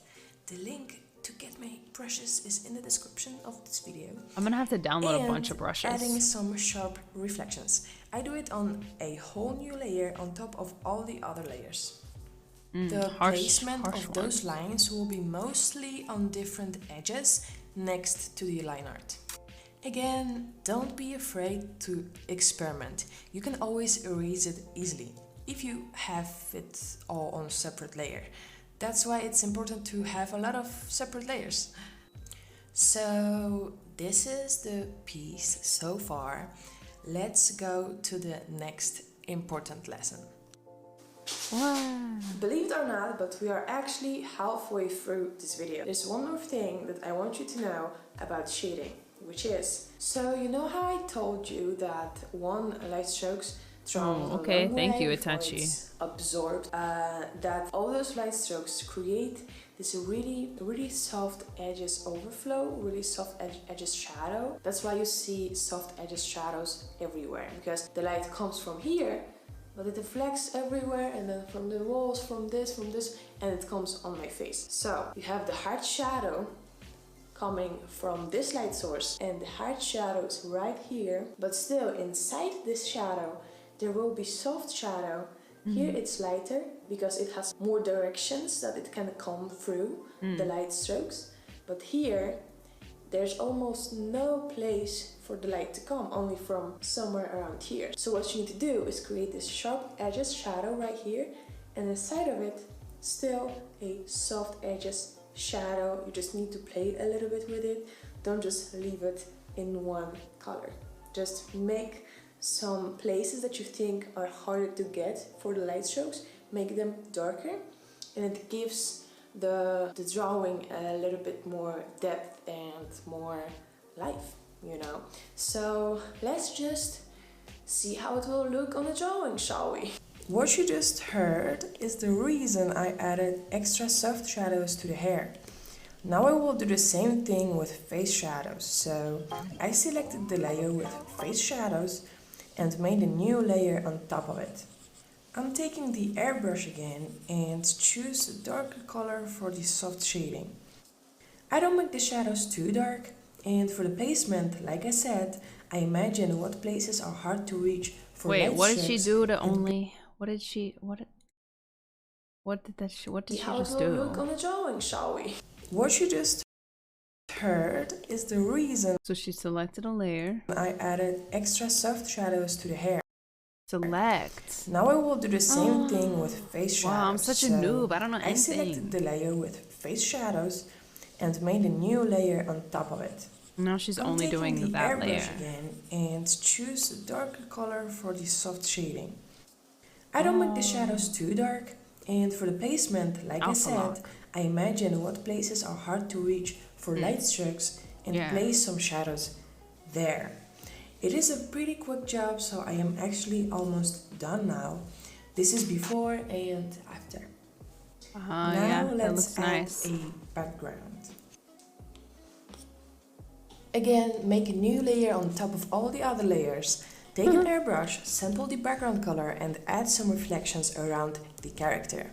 This way it will look like this character is actually there, and the background color is reflecting on its back, and in this situation also slightly on its face. Now I'm choosing the effect for that layer, overlay, and you could have used a mask, but I didn't, so I will quickly erase the color around my character. Now I'm doing something in a weird way. I mean, it's not weird, but I feel like there should be an easier way to do it. Anyway, I need to select the whole character, and because I have so many layers, I just export the whole drawing without the background and effect layers as a PNG, then I import it again and select it. I turn the background and effect layers back on and make a new layer on top of everything. Then I make a mask on that layer using the selection I made from that imported PNG. I sampled the background color, turned the saturation slightly higher and covered the whole layer with that color. Again, choosing an effect that will fit.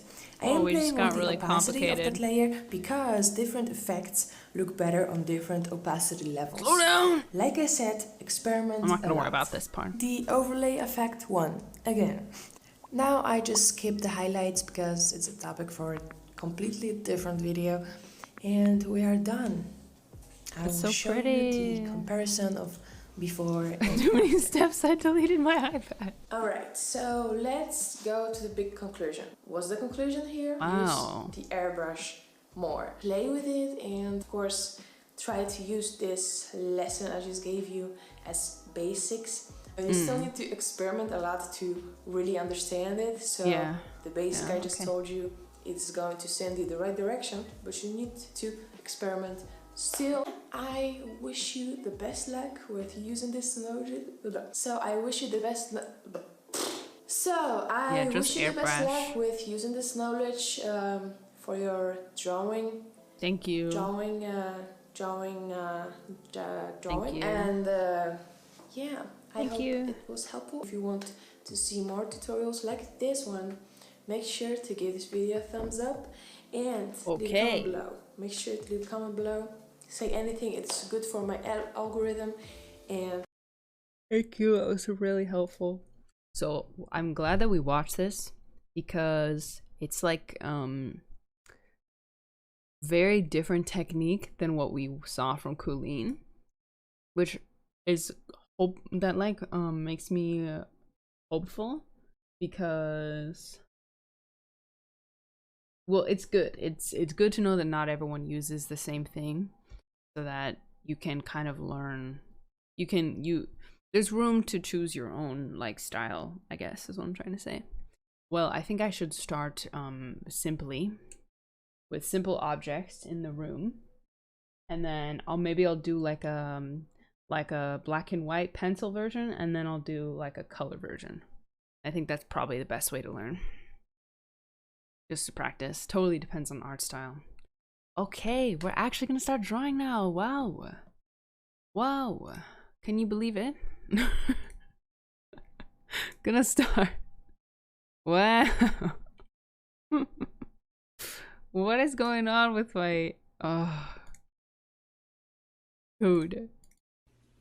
When is air server gonna stop? What I love is the diversity of people's art styles. Like, what is Everyone's that? is different and makes it so interesting. Yeah. Okay, I think I need to restart my my little thing. I think we restart.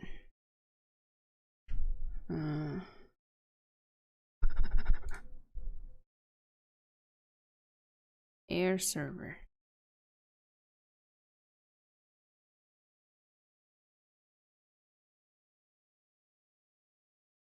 Activation key. Continue trial. Okay. Shading practice. Let's go.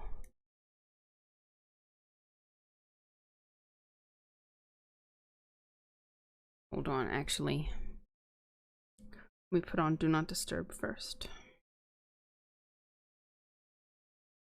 There.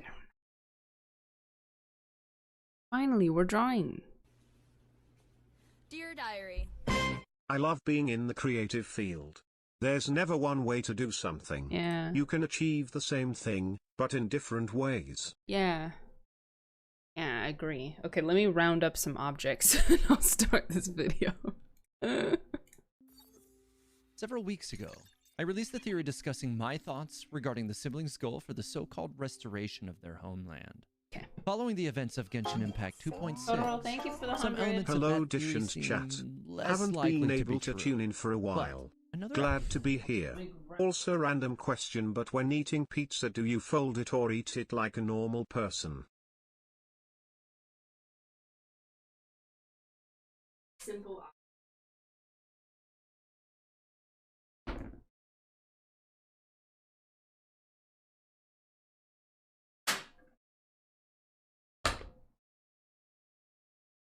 I have so many.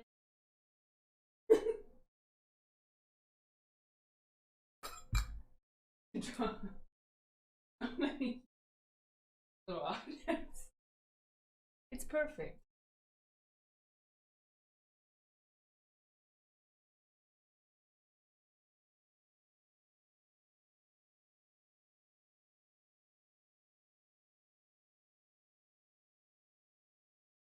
Junk?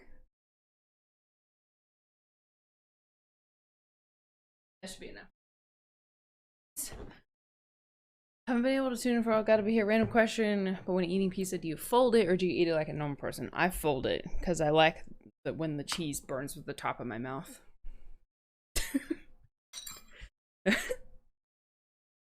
Yep.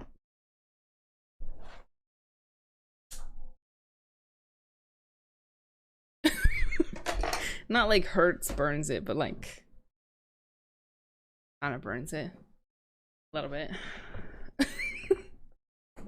Like not like a self-harm way, but like it feels kind of good. You'd leave me alone.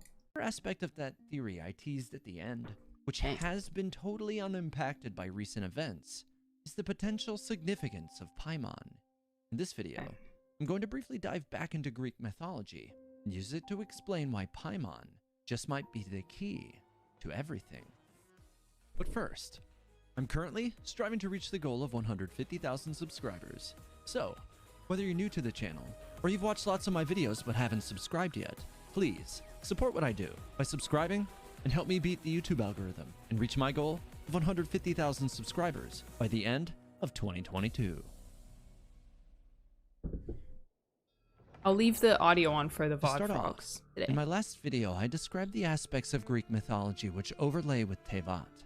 Here, we're instead going to focus on one of the more disturbing inspirations for Tevat's history. In Greek mythology, there exists no shortage of grim tales and tragic stories. But one of the more grisly of those tales is that which details the ultimate fate of the creator god, Phanes. The primordial gods killed their creator and devoured him. The intent of that act was to divide the power contained within their creator amongst their own ranks.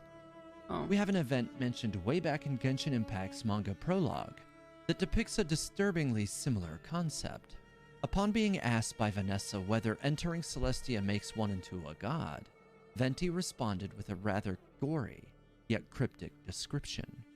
In other words, Pangu gave his blood to form the rivers and seas. The god sacrificed Drawing this peach Darusha first. and cut his body to pieces, and then fashioned all living beings with those parts. Peach. The brain of the giant Ymir became the clouds. Their sacrifices seeded life in the unliving cosmos. The story seems to describe the Archon's knowledge of the creation of the world. But what's interesting here is how this relates further to what we learned in 2.4 and 2.5 about Tevat's past. Within the depths of the abyss that is Enkanomiya, we learned that Phanes, just as in Greek mythology, was indeed the creator of all things in Tevat as well. But we also discovered that Phanes was divided into 4 shades. Only one of those shades was ever mentioned by name in the game itself. However, I believe it is likely that the names mentioned in the tale told by Venti are likely to be that of the other shades of Phanes. Additionally, it seems that for a time the shades of Phanes and Phanes itself existed simultaneously. We also have the line from the year of the Ark's opening in Enkanomiya's text before Sun and Moon that specifically mentions another cryptic line. The primordial one had a sacred plan for humans. As long as they were happy, it too rejoiced. This calling attention to the thought that Phanes would have done almost anything for the humans it desired to create, including possibly sacrifice its very own shades to create the world of Tevat, the bountiful ark and safe haven meant to carry humanity through the vast and turbulent seas of the void. Only time will tell, but while on the topic of time, this brings me to the final shade, Istaroth, or Kairos, the god of moments. I should note that Istaroth is the only shade of the 4 I've discussed which we can actually confirm existed, at least at this time, as no others have canon mentions in the game. But if the other shades were sacrificed, then this shade was the last one standing after the creation of Tevat. And this would intuitively explain why she is the sole shade mentioned within the text of Byaku Yakuku, described as every moment and the measure of 1,000 winds and the sun and moon, establishing a solid relationship between herself and the elements of time and wind. This is where the discussion of Phanes and the sacrifice begins to truly come into focus. It seems possible, and even likely, that in a similar fashion to Greek mythology, in which, as mentioned, the gods consumed Phanes to distribute its power, the powers of Phanes' shades were consumed and redistributed to form the elements we know in Tevat. If Istaroth was representative of 2 elements, Chrono and Animo, then it's reasonable the other 6 elements would be divided in 2s to the other 3 shades. But the reason I'm discussing all of this is to bring context to the main goal of this theory, the idea that Paimon might be the key to everything. As mentioned, the creation of Tevat is greatly inspired by Greek mythology, and while it's probably not a one-to-one comparison, we can assume since certain events and names have appeared in congruent roles, that the trend will continue. In Greek mythology, Phanes was consumed to give power to the gods of time, and in Tevat, Phanes was in essence split, and then, as I proposed by Venti's description, the shades were sacrificed to establish the world and create the powers we know as elements. With 1 shade remaining, Phanes could have reasonably been sustained to some degree, until which point Istaroth was also sacrificed and divided for her powers. Animo is among our known 7 elements, so it does seem probable that her sacrifice and subsequent division did occur, meaning someone out there is destined to hold the king's gnosis, and that's where Paimon comes in. Our floating companion is mired in mysteries we can't yet explain.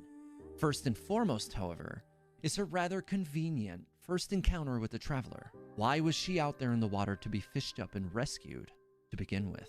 To explain this, I need to discuss an oddity of a few locations around the map of Mondstadt. While all of this will be speculative, I've not been able to shake the thought since I first considered the possibility.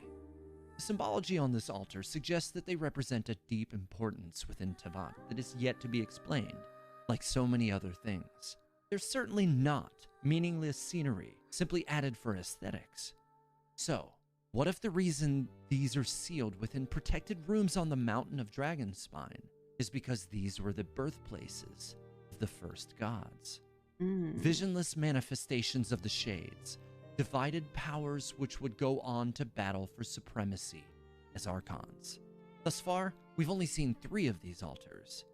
2 existing on the mountain behind the sealed doors, possibly representing the birthplace of Decarabian, the god of storms, and Barbados, the god of wind. The final of the 3, however, is the one that is truly noteworthy, as it is linked to the Temple of the Thousand Winds, and the 2 sundials that appear in eastern Mondstadt.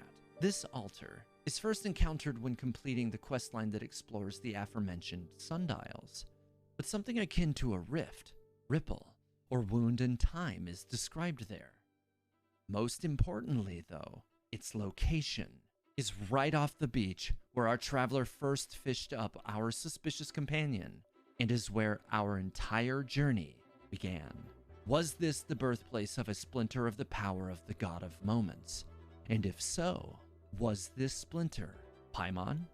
This would make Paimon not an actual god of time, but rather an unknowing competitor for the unassigned element yet to be claimed, which lends to the question, are there others? So, if Paimon is a competitor for the 8th unassigned Gnosis, why would she have been created at exactly the right moment to be rescued by the Traveler? Well, the answer lies in the question, because it was the right moment. The meaning of the word kairos is understood by many to have a relationship with time, but is not often understood for its true meaning, which is the concept of the perfect moment. It's not a measure of time, but rather a specific time or moment. With that in mind, Paimon, much like the seed of the sacred Sakura, could have been birthed at the perfect moment at the altar on the island, with Kairos knowing full well that she would be immediately whisked into the ocean by the Animo Guardian residing there, only to be later rescued by the Traveler. Now, you may be thinking, why would the altar exist? and the Guardian Protector be there if Paimon had not yet spawned there? This is likely because they were always there. In a similar fashion to how the sacred Sakura always existed to everyone in Inazuma throughout the countless generations, while A witnessed this fully grown tree simply appear one day. That occurred because A was guided by her sister in Istaroth's influence, a full 500 years in the future from the time our journey even started. Essentially, it's all akin to a time causality paradox. Time travel. Complicated. Well beyond the scope of this video. I said at the start of the video that Paimon just might be the key to everything, but I've yet to explain why. I have established that she might be the potential vessel for the 8th Gnosis. That being the case, if she does end up obtaining the Gnosis, it's reasonable to think that the Tsaritsa and her harbingers will come for it, because within Greek mythology also lies the possible hidden truth of why the Tsaritsa is collecting the Gnosis. Death in Greek mythology was not the end for Phanes.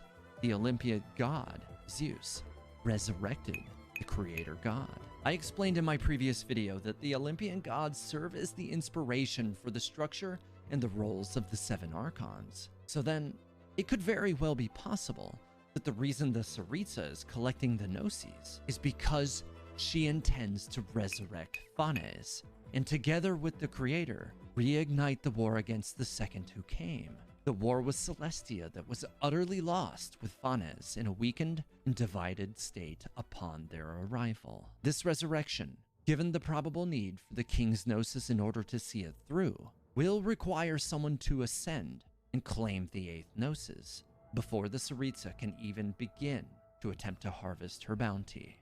Claiming the 8th Gnosis, if only briefly, will properly re-establish time as the 8th element in Tevat, and possibly establish Paimon as its Archon. But the question remains then, who will she have to best in order to ascend to this role? And what would be her principle? Well, as they say, seeds of stories brought by the wind will bloom into legends in due time. And that's it for this video. What do you think of the potential future for Paimon? Do you think she's destined for conflict over who may become the 8th and final Archon? Do you think the mysterious altars in Mondstadt are the birthplaces of the Archons? And if so, do you think we'll find more throughout the other nations of Tevat? I'd love to hear your thoughts on it in the comments below. And as always, if you enjoyed the video, be sure to leave a like, subscribe, and don't forget to hit the bell icon so that you are notified when my next video goes live. And if you want to see more, check out one of these other videos. Thanks for watching Tevat Historia. May the 8th guide you, travelers. Thank you.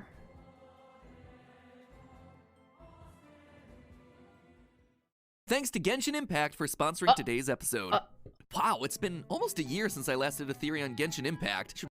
You know what? I feel like I watched this. Is clearly the big bad of the Ties with Celestia. Sure. Oh no, maybe not. I haven't watched this one. Oh, Tashpan, thank you for the 8 months. Even though I already said that. Senora theme go kind of crazy. I can't really see like a strong drop shadow on my desk. I probably should get like a little lamp or something so I can see more clearly. Yeah. Here's my pencil. Pencil peach. My pencil peach. And here's what it looks like. Yeah, obviously you won't be able to see perfectly, but I think I will do the Genshin MatPat's Genshin theories, not it. Really? What's wrong with them? Is this MatPat? Is this MatPat? I think I will do color now. Hi Oscar, welcome back. I hope you're doing well. Is this MatPat? Thanks to Genshin Impact for sponsoring today's episode. Wow. Oh, he hasn't played the game. Oh, it's been almost a year since I last did a theory on Very surface level. Okay, we'll skip it then.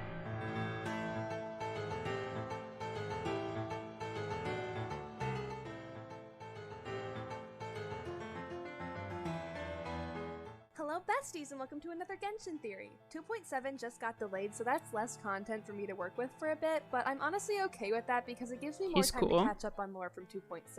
I've been meaning to make this video since 2.6 dropped, but because there's so much going on and Genshin lore can be really complicated, I needed a little more time to work on it. But now we're here and I'm finally ready to tell you my predictions for Sumeru, most of which are based on the chasm. Sumeru is the next country we'll be going to in Teyvat. It's geographically part of the continent, so you won't need to get there by boat like we did with Inazuma. We'll be entering Sumeru through Yay for 13 months. It's Sumeru's nice to border is finally closest catch to the one of Netherlands, your so art naturally we'll enter streams. the country Hope through you there. have Besides the wonderful general layout of the afternoon, continent, there are a Nama. lot of subtle Thank hints you, in the chasm Nana. that Thank say you it for has the some connection 13 to months. Sumeru. Something I haven't seen most people talk about is this hidden cavern with a twisted tree in it. Okay. This is the only place in the chasm where sunlight directly comes in, so plant life has found a way to grow there. Coincidentally, if you line the underground map up with the surface map, this area is right beneath where the Sumeru border is. I turned the underground map counterclockwise 90 degrees based on how I jumped underground through the chasm's maw and where my map marker was facing each time. I could be wrong about how these line up based on that, but I don't see any better way of looking at the two maps in relation to each other. Plus, that's not the only area that looks like it lines up fairly well with the topography of its counterpart, so I'll I don't know assume what that brush it's to alright use until most of further the time. notice. Point Round is, brush? this little room probably has something to do with Sumeru. Sumeru is the nation of Dendro, so I bet there'll probably be a lot of plant life there. The northern section of the underground chasm is fairly devoid of plants except for this one part. The sunlight definitely has something to do with that since all plants need it to photosynthesize. I never know what to close use. The Dendro country is an added bonus. Along with the twisted branches, there are 3 elemental totems representative of the 3 countries we've visited so far in this cavern. Animo for Mondstadt, Geo for Lyra, and Electro for Inazuma. This could just be a coincidence, but personally, I think this is a subtle way for the devs to start tell with us that base this room color. has something to do with the next country. We Like a actually light have an NPC peach. from Sumeru in the chasm. I'm not talking about anyone on the research team though. I'm talking about Zamorin, the big talking mushroom. Zamorin gives a world quest that requires us to cleanse the glowing narrows to help the other mushrooms there. Zamorin's quest doesn't tell us anything super valuable in terms of lore, but I think its presence alone is interesting enough. There's a big talking mushroom from Sumeru in the chasm, which is not part of Sumeru. Zamorin says ignorance might be a blessing and knowledge may bring forth calamity. This aligns with a huge part of my theories on Celestia. For a while now, I've been thinking that Celestia punishes people who learn too much about them or just the world in general. I think that's what happened to Guizhong, and it's probably going to happen to Lisa at some point. You can learn more about that in this video, link is in the description. I think we'll see something like that happen in Sumeru. After all, Sumeru is the nation of wisdom. The pursuit of knowledge is very important there, but from what we know so far, it seems like the more you learn, the more endangered you become. In the Teyvat story preview, Dainsleif says the god of wisdom's enemy is wisdom itself. As much as I don't believe a lot of what Dainsleif says, I'm totally with him here. We've been getting leaks about playable Dendro stuff lately. Along with that comes elemental reactions, one of which is overgrown. Overgrown happens when Dendro interacts with Hydro, it causes mushrooms to form, and they explode, dealing AoE Hydro damage. That's just a leak right now, so it may not be final, but either way, I'm excited to finally see Dendro getting added soon. Oh my gosh, a Knowing leak. that one of the Dendro elemental reactions makes I mushrooms wasn't even paying grow is attention. really interesting considering what we have with mushrooms in the game right now. We already talked about Zamorin, but it's not the only mushroom. The Glowing Narrows has a ton, and although it's not the only place on the map where fungi are commonly found, it's the place with the highest concentration of them. Not to mention we literally have new hydro fungi enemies found exclusively in that section of the chasm. I don't think those enemies have anything to do with the overgrown reaction, but I do think it's interesting that they're hydro. I think we'll see them in Sumeru near lakes or rivers. We already know who to expect to meet in Sumeru. Lesser Lord Kusanali, the Dendro Archon and God of Wisdom, and Sino, a member of the Sumeru Academia. Knew There that. are a few other characters I think we'll see there that aren't explicitly confirmed to be from Sumeru though. Il Dottore, one of the Fatui Harbingers, was in the Sumeru Academia before joining the Fatui. Dottore joined the Academia after being chased out of his hometown by a mob and was later shunned in the Academia for his unethical behavior and ideals. Lyra and Inazuma both had Fatui Harbingers as the main antagonists for their Archon quest, so I assume Dottore will fill that role in Sumeru. In Mondstadt, the Abyss Order was the main antagonist, but we saw Signora take that over towards the end. Signora's behavior in Mondstadt was likely personal. I doubt the Tsaritsa wanted her to take out centuries of pent-up aggression on Venti to get his Gnosis when she easily got the others without a fight. I think Dottore will have an equally personal interaction with Kusanali. Given his backstory, it only seems fitting. In Mondstadt and Inazuma, the Harbinger antagonists had bad history with the Archons there. Signora was chased out of Mondstadt for using Pyro without a vision while Venti didn't defend her, and Scaramouche was discarded by A. Dotori was alienated in the academia, and to a certain extent, I think he'll want to take that out on Kusanali.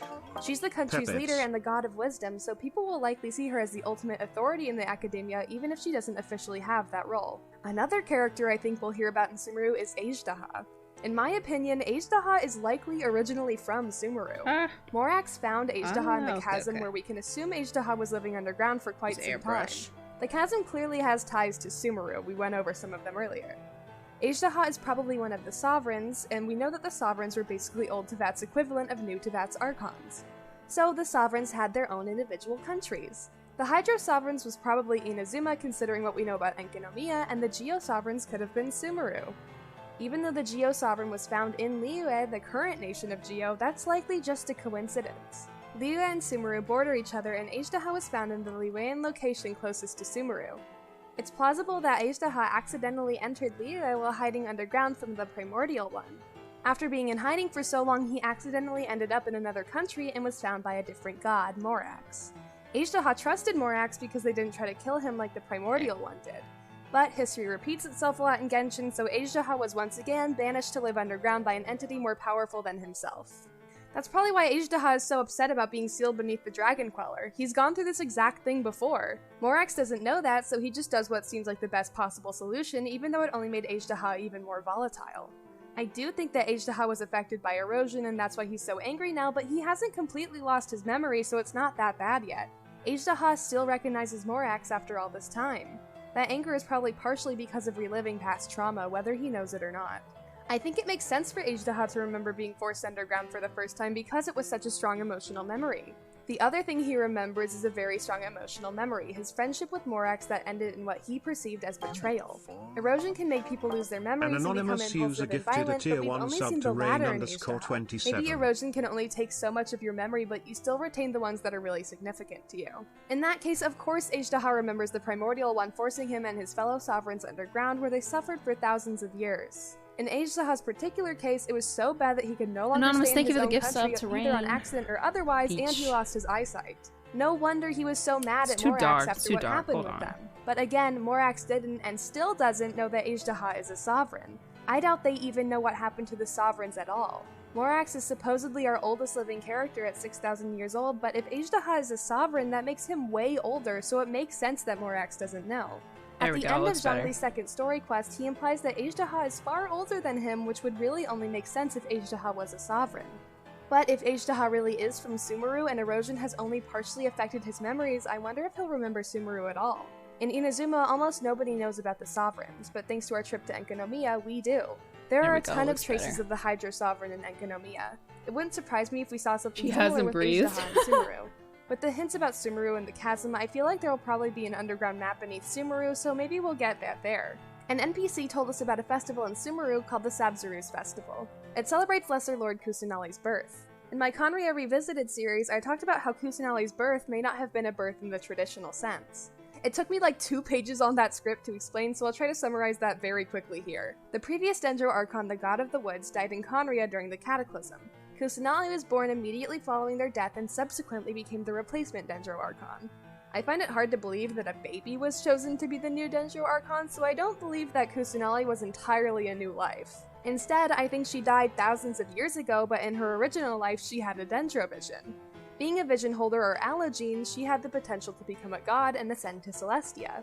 Although it took a while and not every allogene gets to do that, Kusanali was sent back down to Tevat to replace the God of the Woods. The best way I can describe the Sabzeruz festival is by comparing it to real-life holidays. Take Christmas and Easter, for example. Christians celebrate Christmas because they believe it was the day when Jesus was born, and they celebrate Easter because they believe it was the day he was reborn after being crucified. To me, the Sabzeruz festival feels like less of a birth holiday and more like a rebirth holiday. Kusanali's birth during the Sabzeruz festival is more likely a celebration of the end of the Cataclysm. I know people in Tevat don't really know the details about the Cataclysm, but they do know that it happened. I doubt the Cataclysm lasted for a day or two. Something of that scale probably lasted for a few weeks or maybe even months. During that time, the people of Tevat were without their Archons. 500 years ago, the only country that really knew how to handle itself alone was Mondstadt.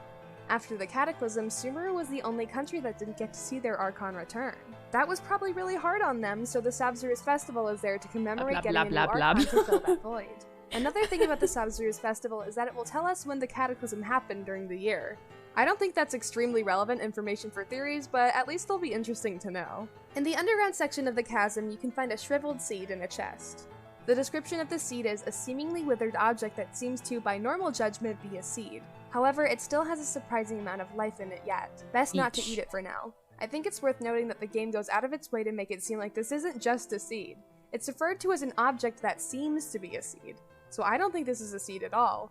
I think this is going to be something like the Key of the Moon-Bathed Deep, which we got from a world quest on Watatsumi Island. The key was used to open the door to Enkanomiya. I think the shriveled seed will have the same function as the Key of the Moon-Bathed Deep for whatever Sumeru's underground map is.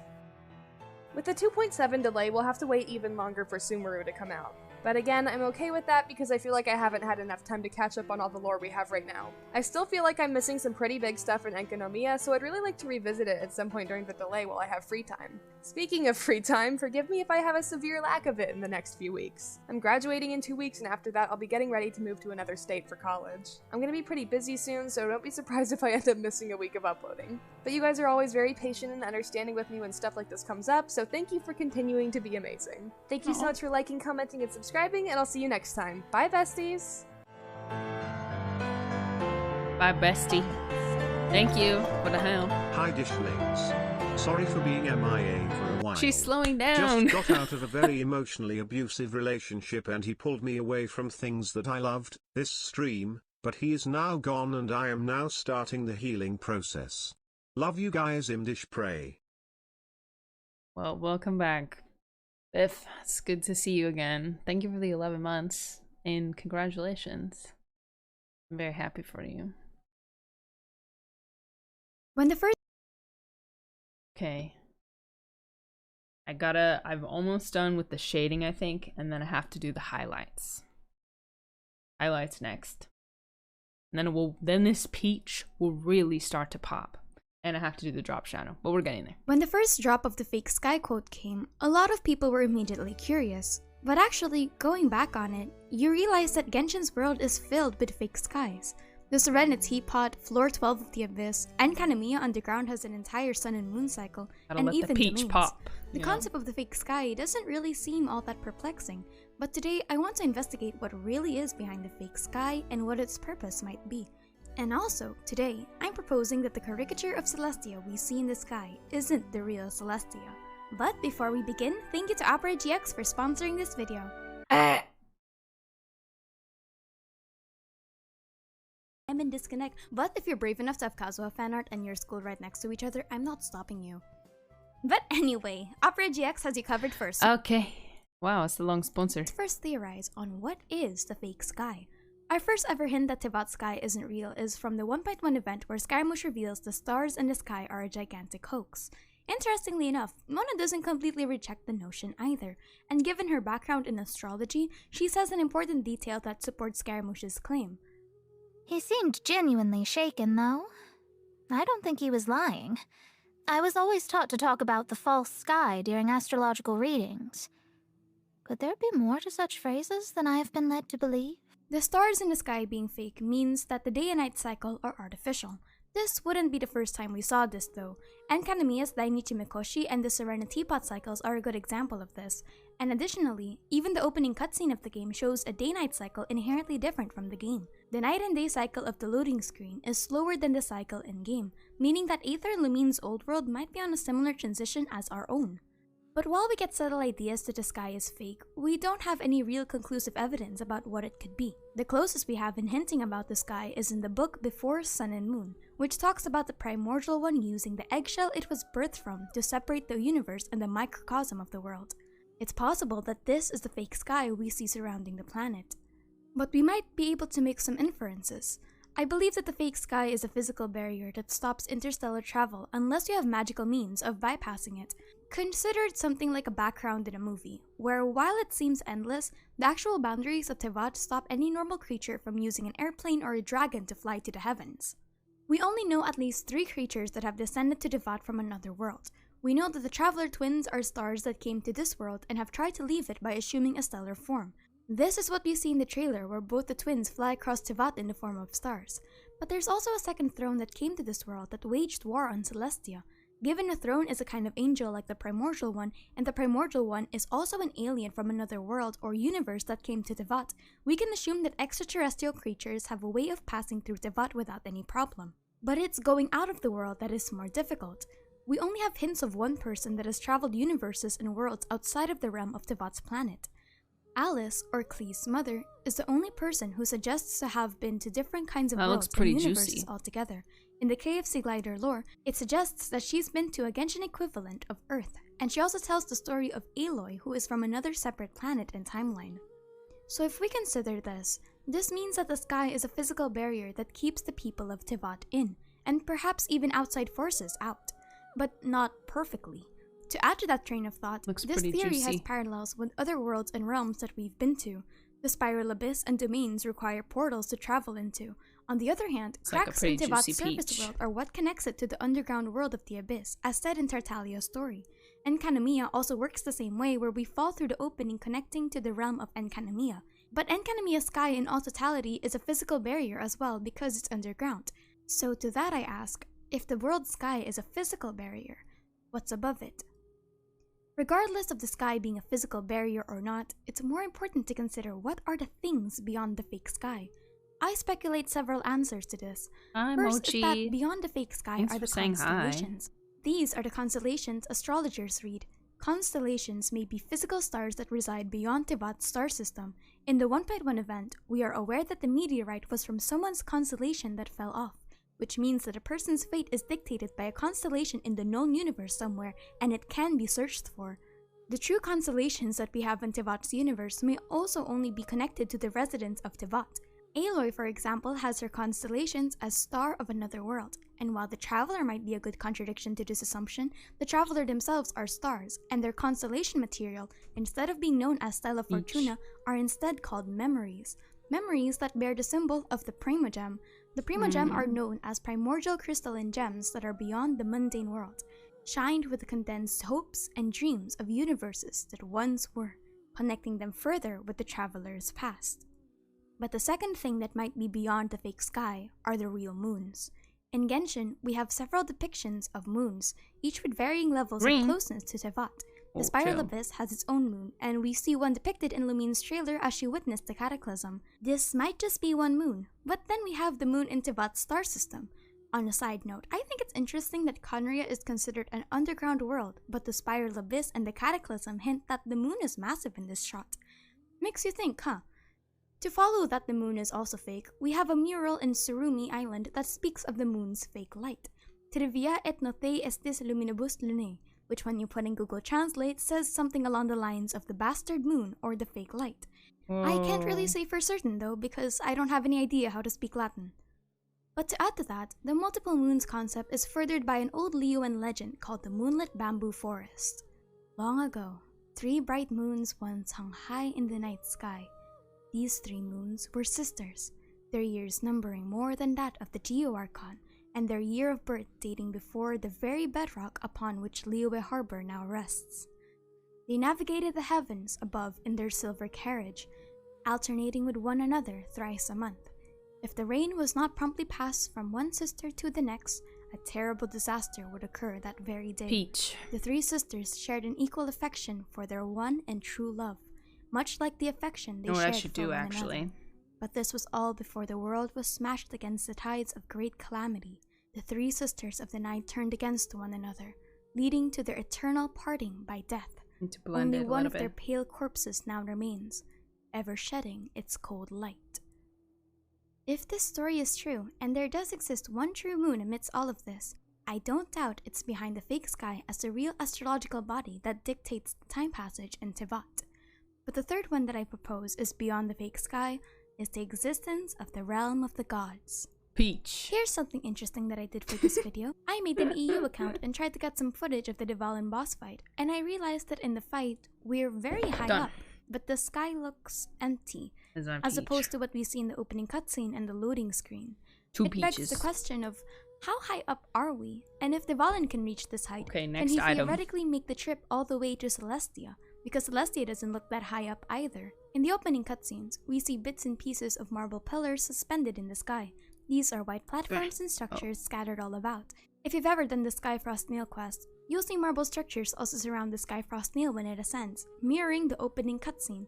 So the question is, what is this mysterious area in the sky? Well, it's possible that this is a true representation of the realm of the gods, the area above the fake sky that the travelers were trespassing into when they first entered Cute and peach. they tried to first Very leave. juicy. I propose that it's virtually impossible for mortals and even immortals to simply enter Celestia because that island in the sky isn't the complete form of Celestia. This is where I propose that the island could be something like a domain door that connects to the ethereal aspect of Celestia from beyond the clouds. The fake sky, on the other hand, was made to obscure the view of mortals from seeing the completeness of Celestia and the constellations. Draw a book Let's now. dissect that. From what we currently know, Celestia is often referred to as the Garden of the Gods, a land of greenery with bodies of water. When we see it in the manga, however, we get a more interesting kind of To view. peach or The not inner to sanctum peach, of so Celestia true. looks more foreboding than what you would assume is supposed to be a realm of ascension. The final goal for human ascension isn't supposed to look like a coliseum, or even worse, a prison. But going back to this theory, when asked, Venti says this. Celestia.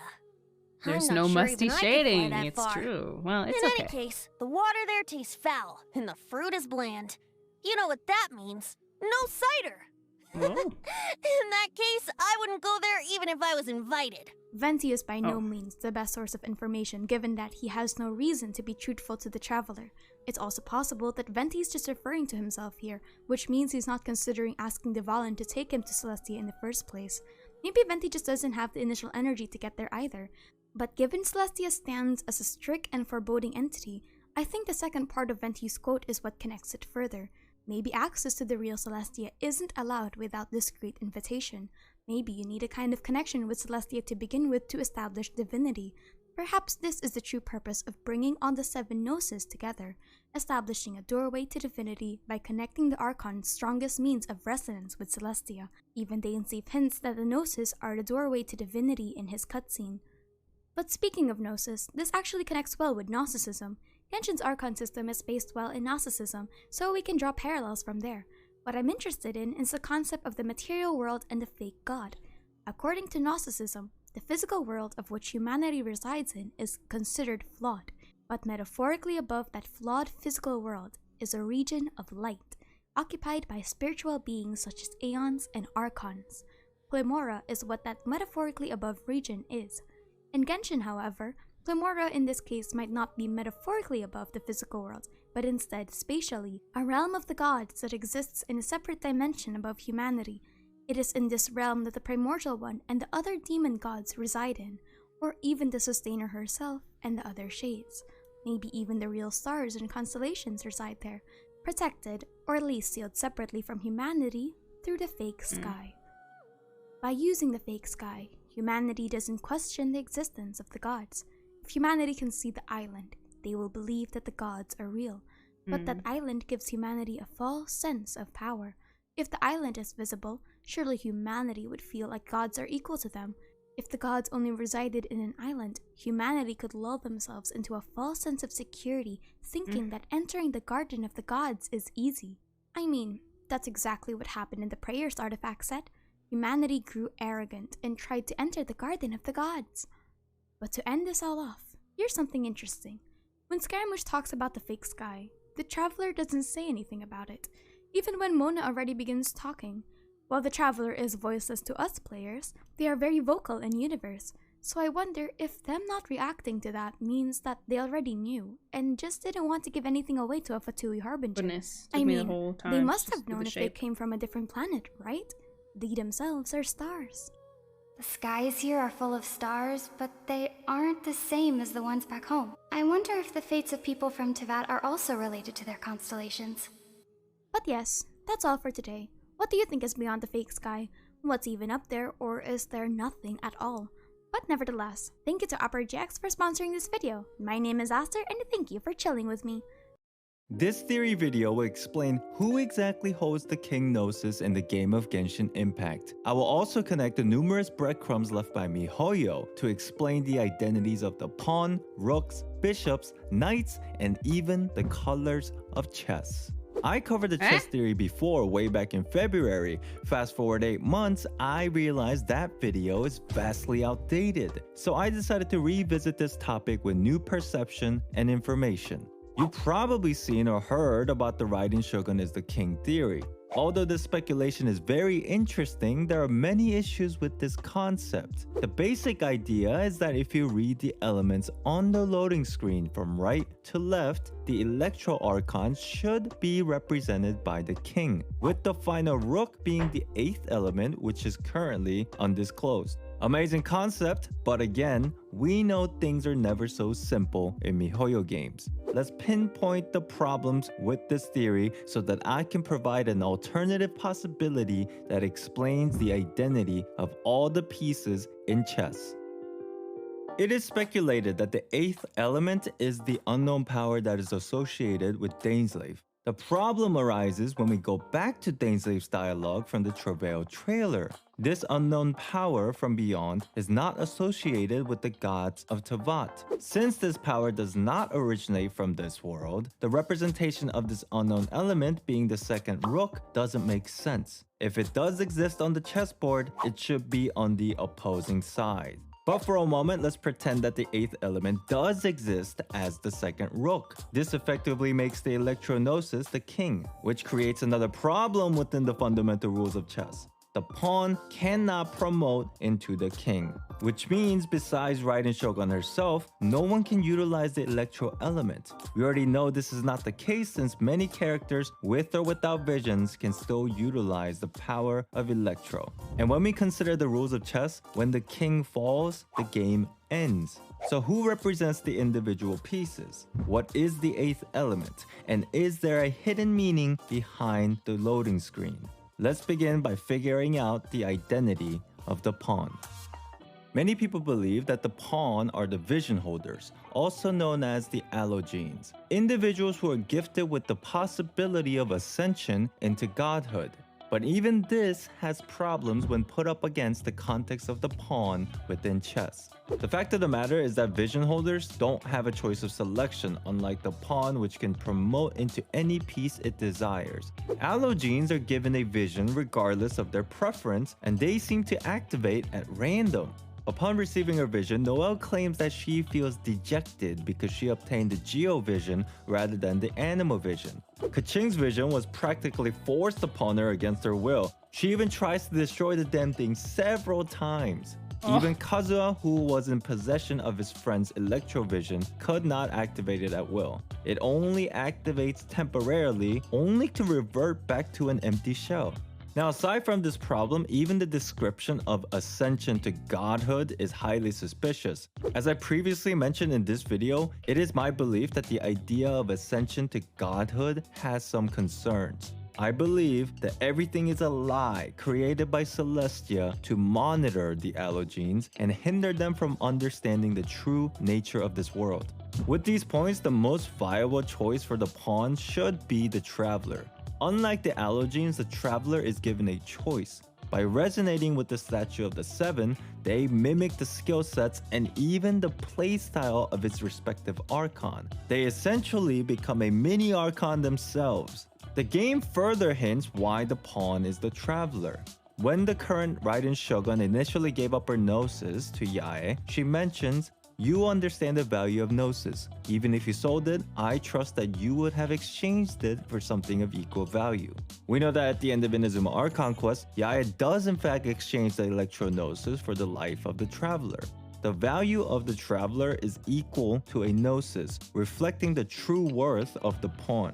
The name cards from the Theater Mechanicus also add to this theory. You claim to have seen all the mechanisms, but have you ever considered playing yourself as the pawn? Questioning the Traveler if they ever considered the true meaning of their identity within the game. If all this wasn't already enough, Ether and Lumine are both wearing the colors black and white, an obvious representation of the two colors in chess, being positioned on the opposing side. This is gonna look a lot more game. interesting in Now, before I start explaining the identity of the king, let's talk about the existence of the 8th element. To help us pinpoint the 8th element, we need to talk about syzygy. The idea Gonna of look a lot more syzygy comes interesting from color. Gnosticism, which Genshin Impact takes heavy Blankies, inspiration exclamation from. point 7 It TV. revolves around the idea of unification, basically two things being paired for the overall picture. This is represented many times in the game, the union of the two travelers, Tevat's internal struggle stemming from the Abyss Order and the gods, the cataclysm caused by the cyclical nature of life and death, even the existence of visions and delusions, the list goes on. With this concept, instead of simply reading the loading screen from right to left, let's see what happens if we pair these elements using the concept of syzygy. Once we pair these elements, we are left with Anemo, the queen. Now, is there an element that could pair with Anemo to represent the king in Genshin Impact? The god of time. In the world of Tevat, the god of time was often worshipped together with the god of wind. However, the identity of god of time faded from existence many years ago. Ironically, just like how identity of time is forgotten and super cryptic, the element of time also goes unnoticed inside the loading screen, represented by the loading bar and the background depicting the colors black and white to represent the flow of time. So who symbolizes the god of time? The king that everyone's forgotten for thousands of years. You may think this is a joke, but it wouldn't be a theory without some evidence. Let's begin with Paimon's name. We can learn that the name Paimon comes from the demonology of Lesser Key of Solomon, known as Ars Gotia.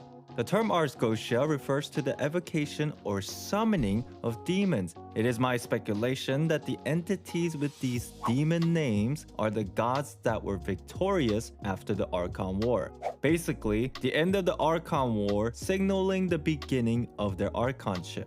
Barbados, Morox, Baal, and Paimon, all coming from Ars Gotia, signifies that there's an obvious connection between Venti, Zhongli, Paimon, and Makoto, the original Electro Archon. Just like the example of demon names, the statue of the Seven also reflect the original Archons from the Archon War. We can see this in Raiden Shogun's promotional trailer that Makoto had shorter braids than A, the current Electro Archon. This shorter braids can be seen on the Electro statue of the Seven, clearly indicating that these statues are depictions of the original Seven Archons. Interestingly, we can see many aesthetic references of Paimon on these statues as well, from the crown to even their clothes. With the name and appearance considered, the existence of Paimon should be on equal terms with that of the original Seven. Paimon, who can control the flow of time inside the game, as the king who was worshipped alongside the god of wind. Not to mention, Paimon's crown is literally a direct identifier of the king piece in chess. The connection of the Statue of the Seven goes even further. Have you ever wondered what implications these statues have? I believe that the Statue of the Seven is a larger, conceptualized version of a Gnosis. We know two facts about the Statue of the Seven. First, the traveler can resonate with the statue, and second, we can worship the statue. Recently, we learned from Raiden Shogun that visions or elemental powers are not given out by the Archons. That means the element of the traveler is not from the Archons but obtained directly from Celestia. If this is the case, everything starts to make sense. Just like how Archons use their Nosai as a catalyst to gain power from Celestia, the Traveler uses the statue as the catalyst to obtain their elemental powers. This means that the Archons and the Traveler both resonate with Celestia directly. We even know that after Traveler apologized to Venti for using the power of the statue, Venti basically laughs it off and changes the subject. Also, if the Gnosis and the Statue of the Seven are directly connected to Celestia, that may explain why Archon's powers are directly related to the level of rule in their regions.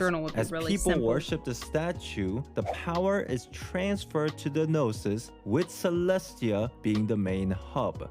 Because a Gnosis and the Statue of the Seven serves the same purpose, I believe that they will look similar, if not identical. All the statues basically look like chess pieces with the identifier expressed at the top. If this is true, which Gnosis belongs to which Archons?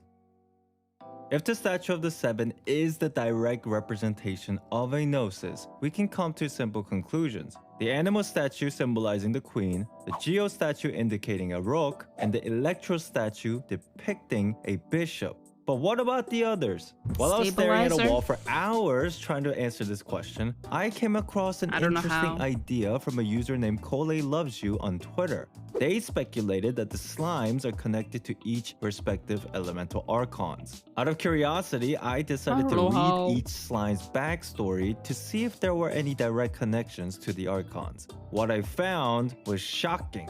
Animal Slime's story describes the ability to float becoming special vehicle used as a method of transportation. Floating obviously relating to Venti's ability, while the special vehicle of transportation being literally the Dvalin Express. The Geoslime's description talks about the story of a golden Geoslime king and his relationship to gemstones and ores. Gold representing Mora, gemstones referring to Zhongli's knowledge in precious rocks, and the story of Ashtaha connecting to ores. Electro slimes are presented in two different variants, each speculated to be the two opposite polarities, screaming the connection of the story of Raiden Shogun expressed within Makoto and A. With these correlations, we can even hypothesize on other Archon stories in the future. The Pyro Slime covers the idea of anger and depression, noted to be the most expressive slime, hinting at potential personality fluctuation of the Pyro Archon in the story of Natlin. Hydro Slime's external stature is known to be related to its environment, and it attempts to entrap its enemies, foreshadowing the authority and the power of the god of justice in Fontaine through the means of trial and tribulations. The Cryo Slimes are known to freeze their surrounding atmosphere to form a protective shell, also being considered as the freest species of all slimes that can cross oceans and seas, explaining the Saritha's change of demeanor to protect herself after the cataclysm and her diplomatic ties around the entire world of Tavant. And finally, the Dendro slime hides its true form to trick and hunt its prey, some regarding it as a slime that has been parasitized by some special plant. The identity of the god of wisdom, hiding their true appearance due to some force outside of their control. Judging by these speculations, I feel that these slimes are expressed as a direct link to the Archons. So, if these slimes are related to the Archons, how can this help us figure out the identity of their gnosis? During my research, I've come to another realization that seemed very purposeful by MiHoYo. The appearance of the slimes are presented to us in pairs, which was obviously a premeditated decision. And when we order these pairs, it mimics the same order and the coupling we created on the loading screen from earlier. Pyro and Hydro slimes having the same horns, Dendro and Electro slimes showing similar obtrusions, Cryo and Geo slimes harnessing the same protective layer, with Animal slime having wings, perhaps mirroring Paimon, the king. If all these connections were truly intended, means that the gnosi do in fact repeat just like the pieces of chess. King is the representation of Paimon and is paired with the queen, the animal archon. The two rooks belonging to the Geo and Cryo archons, two bishops for Dendro and Electro archons, and the two knights for Pyro and Hydro archons. Now I'm sure you're asking the questions, why was Raiden Shogun's gnosis never shown? Why are there 8 pawns? Is there a pawn gnosis? I personally believe that on a development perspective, it's crucial to withhold information about the repeating gnosis as long as possible. If it does happen, I feel like it's years later once we reach the Pyro region to show the second knight. Also, in my theory, the Traveler is simply a representation of the pawn without an actual gnosis. After all, Aether and Lumine did not participate in the Archon War. But if I were to match things directly, the 7 pawns could be for each element and the final pawn being the original power of the Traveler. But since MiHoYo has officially confirmed that Aether and Lumine are both canon, I feel like they are just simple conceptualized versions of the pawn. And no matter who you picked, one belongs to white and the other belongs to black. Now speaking of sides, let's talk about who the black and white pieces are. Okay, before I share my thoughts on the black and white pieces, I want to emphasize that there's not a lot of information to go off of. These claims are highly speculative and consider them as food for thought. Now, with that said, to find the identities of the opposing side of the chessboard, I used 3 reference points. First, the story of each region and the quest item we received at the end of the Archon quest. Second, the concept of syzygy that I mentioned earlier in this video. And lastly, the idea that each piece from both sides should reflect similar level of strength. For simplicity, let's assign the white pieces to the gods that are associated with Celestia. This will effectively make the black pieces entities that do not belong in the world of Teyvat. For the pawns, 2 travelers, one traveling through the world of Teyvat and the other siding with the Abyss Order. Now, I speculate that the Black Queen is gold. With the idea of syzygy, Dvalin and Venti directly mirrors the pairing of Durin and Gold, both of their stories revolving around Dragonspine in the region of Mondstadt, and receiving the item Tainted Blood from Dvalin, which is connected to Durin, makes it highly suspicious. For the Black Rook, I theorize that it belongs to Ozio, the overlord of the Vortex, which shares the deep history with Zhongli. Ozio was summoned by recreated sigils of permissions, which I speculate to be from the same source as the corrupted karma that is used to create delusions. Liyue Archon Quest also rewarding us with the monolith fragment from Ozio. In terms of the Black Bishop, I believe Orabashi fits the bill. The serpent god from the Dark Sea, which was defeated by Raiden Shogun, but we never receive a quest item connected to Orabashi. So what's the deal? Considering that the Electro-Gnosis was never shown to us, could possibly hint that Orabashi, or the Black Bishop, was already off the chessboard, since it was defeated in the past. But we do receive an item called Funerary Mask belonging to Senora. Personally, I believe that this item is connected to the Fatui in the future and not Celestia. But again, all this is highly speculative, and you are welcome to disagree. For the other black pieces, I strongly suspect that they are beings that oppose the individual archons in the future. As for the Black King, I would have to say Dainsleif. Dainsleif's past with the Abyss sibling reflects Paimon to the Traveler, both having weird-ass capes and other similarities that are very thought-provoking.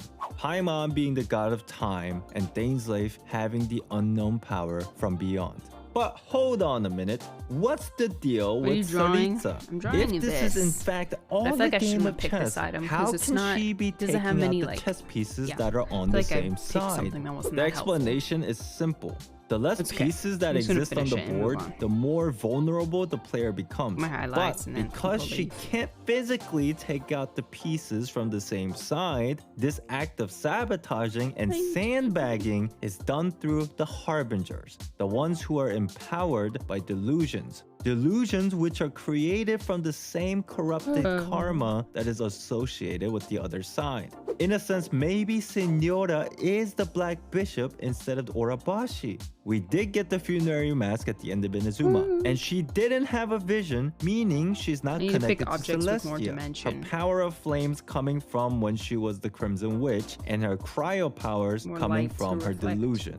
Regardless, now we are left with the 2 players of chess. The white player could simply be the sustainer of heavenly principles or Celestia. Obviously, there's some connection between Paimon and the sustainer, but I simply lack information. But I do feel that they are not the same, but related in some weird way within the MiHoYo universe. With that said, who is the opposing player? I have no idea. Maybe it's just the Abyss Order. But since this is all for entertainment anyway, let me know your wildest thoughts on who you think the 2 players are in the comments below. After all, this is just a theory. If you enjoyed this video, smash like and consider subscribing for more theories in the future. Also, if you have any questions, I stream here on YouTube Monday, Wednesdays, and Fridays. So make sure to drop by if you just want to hang out and talk about Genshin Impact lore and theories. Thank you for watching, and I'll see you next time. Something has always bothered me about the sustainer of heavenly principles. Why doesn't she just kill the travelers? I'm sure she could if she really put her mind to it. After all, not even the twins working together at full strength could make the Sustainer move even a micrometer from her chosen position. She could easily kill them, but she doesn't. Instead, she's weirdly persistent about ensuring the twins make contact with her little red boxes. But why? What's so special about these little boxes anyway? Well, maybe with a little digging, we can find out exactly what's up with these boxes and maybe what's inside. But first, a word from today's sponsor, Opera GX. Oh my.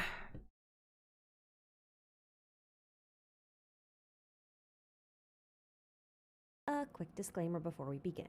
Whatever. This it is what it is. It looks actually better from far away. Opinion piece. Emphasis I mean, on get the your bag. opinion Get your part. bag. But I do like, my best to make sure all the information that is not my opinion I or gotta speculation preserve is my as bag as accurate well. as possible. Because of that, you can find All right, citations one more and thing. links What am I for gonna further draw? reading in the description box, as well as corrections, annotations, and additional information in the pinned comment. And that said, this video as a whole is full of speculation, so please don't take everything I say here as canonical information. I strongly encourage you to double check my work and do your own research. Okay, and gotta draw your get a own light source. That's conclusions. more obvious. All right? Okay, so with that out of the way, let's turn our attention back to the Sustainer of Heavenly Principles, whose name is far too long and annoying to say over and over again, so I will hereby dub her Susty. Alrighty, so Susty here actually makes 3 appearances in the game so far, or at least her boxes make 3 appearances. We see her once at the very beginning of the game, and then we see her cubes on 2 other occasions. Once during the We Will Be Reunited trailer over the ruins of Conria, and again during the Electro Archon quest when Raiden A remembers Conria's fall as well. What are you start with the scene sussing at the very about? beginning of the game. Susty first declares that mankind has committed arrogation. Now, to arrogate means to seize without justification, or perhaps more accurately, to assert one's right to possess something or perform an action. In this context, I've taken this to mean that mankind has laid claim to something that doesn't actually belong to them, whether that be knowledge, power, or even a title. Kind of like if someone just declared themselves to be king without having any true right to the throne. It's that kind of thing. I'm gonna get a cube. After this declaration, she stops the twins from leaving. From this, I have drawn 2 assumptions. First, as we've previously established, mankind has committed a great sin in Susty's eyes and deserves welcome some back. form of punishment. Welcome back Theoretically, from, this statement is work. referring to Conria directly, since it was being destroyed at the time she says this to the twins. But we'll come back to this idea. Second, Susty thinks that we're human.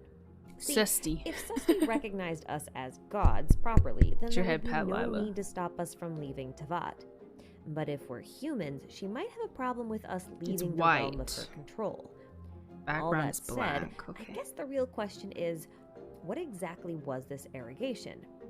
I'm not entirely certain myself, but I do have some ideas. Albedo asks us in the Shadows Amid Snowstorms event if the act of creation is an act of arrogation. Given that the term arrogation is used very deliberately here, and that Albedo asks us about it Reverse in terms shading. of alchemy, I can't help but feel like these 2 statements are linked. Remember that chemia is a unique form of alchemy developed by the godless nation of Conria, and Susty obliterated Conria, and it's during Conria's fall that we once again see Susty's powers at play in the form of those little boxes. Okay. Rhine-daughter, Conrian alchemist and the one who created Albedo and taught him everything he knows, left Albedo behind with the singular instruction of, show me the truth of this world. In light of that, maybe focusing on the act of creation as arrogation is not quite White right. pencil. Instead, it might be that through the act of creation, one can learn a certain truth. Actually, I need to and put it knowledge on of a that new truth may be something layer. considered to belong only to the gods. By learning said truth, mankind may claim ownership of it, resulting in an act of arrogation. Keep this in mind because we'll look into what this truth could be a little later on. Now, if all of that is true, and the Sustainer is merely enforcing this rule that the truth only belongs to the divine, then it's possible that Conria, or someone there, learned of this and spread this knowledge.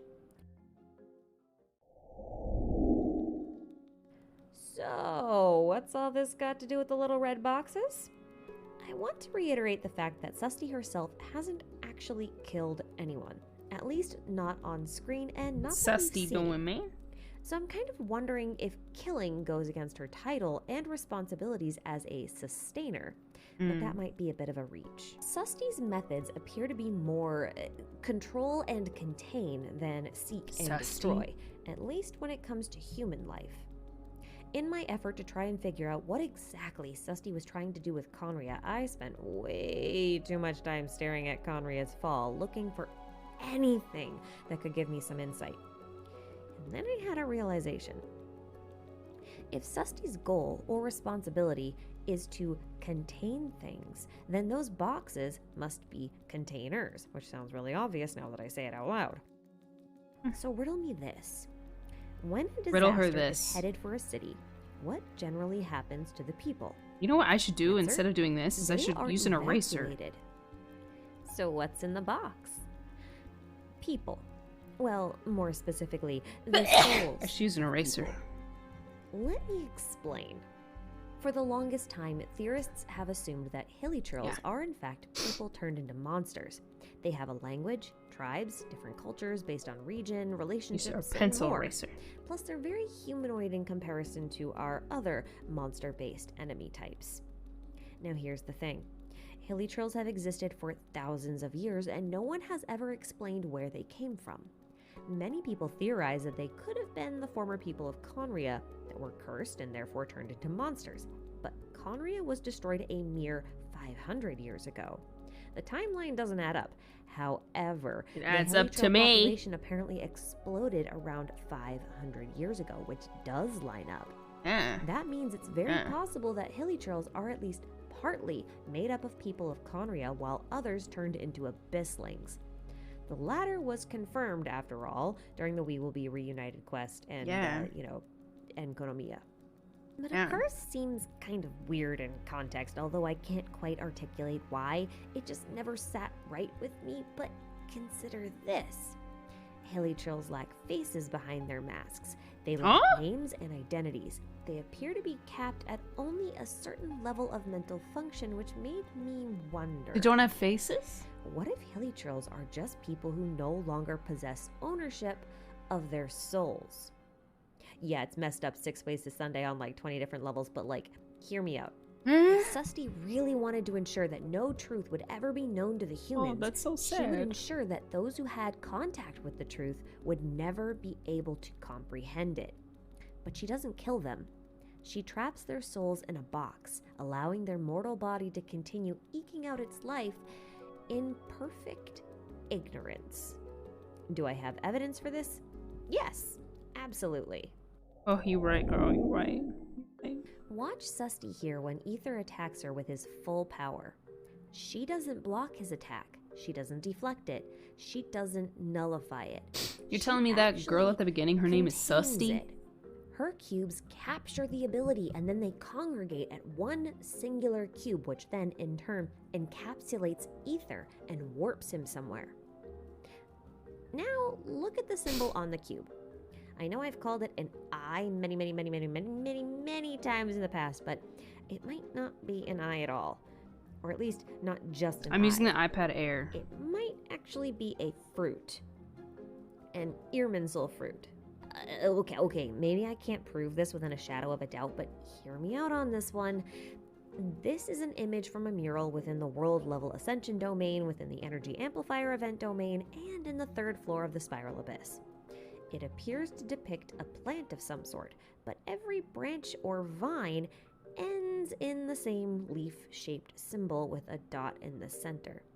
It looks slightly different from the one on Susti's cubes, but it's the same general shape, enough to get me suspicious, and that's what got me thinking about these as potentially fruits or things that grow off of plants. If you compare this shape with one of the Irminsul fruit fragment slots on the energy amplifier itself, they have a remarkable resemblance as well. And if we assume that this video is even remotely accurate in assuming that constellations of Tevat are actually Irminsul fruit, and Irminsul fruit not only define destinies but contain powerful memories, It's possible still that some Irminsul fruit actually contain the souls of people. After all, people have to go through the ley lines in order to be reborn. Their soul has to go somewhere during that time, right?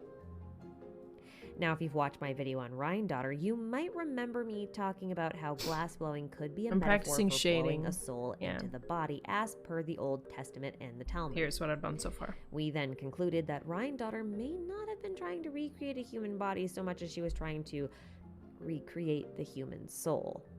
That would have been one of the goals in the Primordial Human Project, of which Albedo is one part of. You remember how I said we were going to talk about that whole truth thing that Susty wanted to keep quiet? This is it, okay? Now, in the Talmud, an important Jewish text, it says that Adam, who you probably know as the first man, was initially a golem, or a being in the shape of a man formed from clay. What made this golem into a human was the act of God breathing a soul into its body. Now, it's been heavily rumored in Jewish mysticism that some rabbi have maintained the ability to craft golems as well, but because they are not God and they do not possess the powers of God, they cannot give it a soul, and therefore it behaves more like an automaton than a person. It can't talk, it can't think, it just follows orders. For, if one were to breathe a soul into a golem, one might then become too much like God, right? Now, if Rhine-Daughter, or Conria in general, was able or capable of manipulating, creating, or altering souls at some level, then that could be part of a power reserved only for the divine, and therefore knowledge that Susty sought to contain. Thus, she seized the souls of the Conrian people, leaving them with nothing more than their ignorant bodies. And we call them Hilichurls. Those who escaped became abysslings through some other process that I don't really know how to go through. We're not going to talk about that right now, okay? Anyway, why would Susty even have this power is the real question here. Susty. Gosh, it makes me laugh every time she says it. Over the world I'll not tree laugh, and but maybe playing the role of the goddess Arianrod. If you're not familiar with It's funny. Arianrod, I talk about her a lot in this video, but essentially she's a Welsh goddess that governs over life and death, has an ever-shifting labyrinth of a castle that exists within an otherworldly field that you can access through a doorway in a reef, which should sound an awful lot like the Spiral Abyss, right? And the icon for the Spiral Abyss is a tree, and I've even gone so far as to theorize that the Spiral Abyss exists within the world tree itself. Since the world tree sustains the world of Tevat, then it wouldn't be remiss to suggest that the sustainer of heavenly principles may be the owner of the tree itself, or the guardian of it, so much, which makes her a lot like Arianrod. Anyway, where does Celestia you're fit just into all missing. this? I'm like, hey, I know this Well, one. Celestia is interesting because they appear to be trying to buck the natural order by allowing humans to circumvent the natural cycle of death and rebirth. If you've watched this video of mine where I talk about how the omnipresent God is connected to the Staff of Homa and the Battle Pass, and how those symbols are all related to the Homa bird, then you're probably able to see where I'm going next. If you haven't, here's what you need to know. Basically, in Genshin, heaven is associated with birds. Homa birds specifically, but mostly just birds. While hell, or the underworld, is associated with snakes and dragons, as very explicitly illustrated in the region of Enkonomiya. Watch this video if you want to learn more, but in the interest of time, we just need the connection between heaven and birds and hell and snakes, okay? Now, going back to Jewish mysticism, there is something called the Guf. It's basically like a treasury of souls, or alternatively, it is called a tree of souls. There is a long-standing Jewish and Arabic belief that souls themselves are likened to birds and are even said to take the shape of ghostly birds flying through the sky. These bird-like souls were said to rest in the Guf, which was described as a birdhouse, or alternatively, a columbarium. Now, the columbarium connection is what I want to focus on here because this is a picture of the San Francisco Columbarium, while this is a picture of the inside of Celestia. And if you're wondering, a columbarium is a building that houses funerary urns. Columba being Latin for dove, and columbarium is often used as a name for like dove or pigeon nesting boxes as well. So, a birdhouse for dead people. This means that Celestia may not be a prison, as per the popular panopticon theory, but instead a warehouse of souls, an artificial guff, if you will.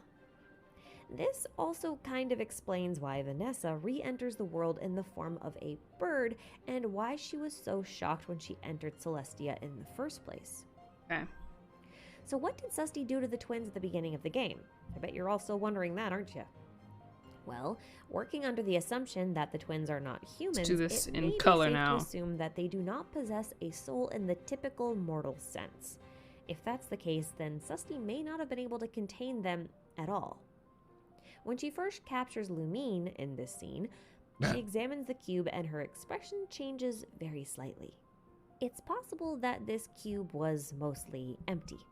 Oh. So curious about what went wrong, she repeats the process on Ether, but was unable to contain him properly as well. But that doesn't mean her attempt was Oh, wait, I have to completely do the drop ineffective. shadow. Hold on. If the twins On don't this have a one. body and soul independent from one another, it may be that their body and soul are one and the same. So, if Susty tried to capture their soul by separating it from their body, failure would have been inevitable. However, I think Susty was able to shatter Ether and Lumine into pieces, fragments. Oh. Over time, they would slowly reassemble themselves, but at very different rates. So one twin would wake up long before the other simply because the other had all of their pieces maybe closer together, or perhaps they were collected by the Abyss Order. So the Abyssal twin was therefore able to retain the majority of their powers since they more or less have all of their pieces, while the Traveler is still tracking down their missing pieces and obtaining them one by one through the statues of 7 within each nation. Okay, interesting. Very I think interesting. there's far more to this concept than just what I've discussed in this video, but I think I'll leave it here for now. Whether this symbol depicts an eye, a fruit, or both, I am personally convinced that the Sustainer's cubes contain the souls of people who know a bit too much. I mean, isn't it suspicious that Kaya, our resident Conria Cataclysm survivor, tells this cute little story about souls being trapped inside these box-shaped lanterns? I think he knows something. But what do you guys think is in this Agree. box? He knows something. Is it a soul? A world? He a always knows universe? something, man. Or are these cubes just the shape of the Sustainer's power, and there's nothing inside of them at all? Let me know your thoughts down in the comments. But you know what? You be That's all knowing. for me for now. You be knowing. So take care, guys. Thank you all so very much for watching, and I will catch you in the next video. Bye-bye.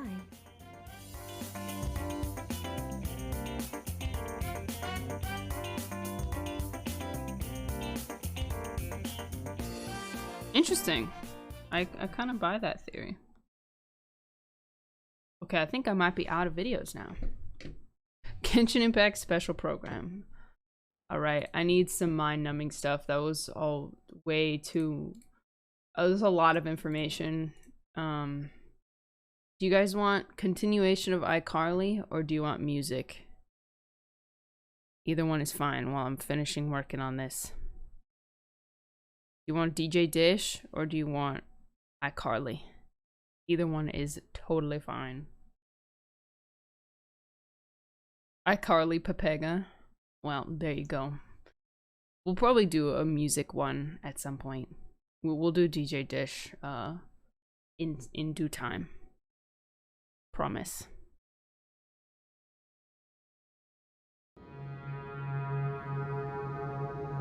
A co-working stream, yeah.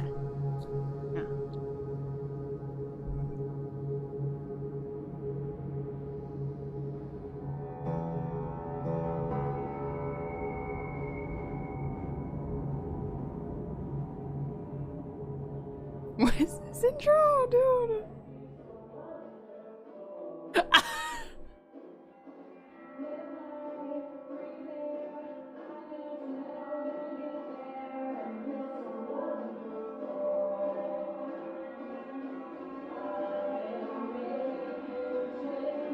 Back into the Carlaverse. Alright, that'll be that for the square. Here comes. Wake up.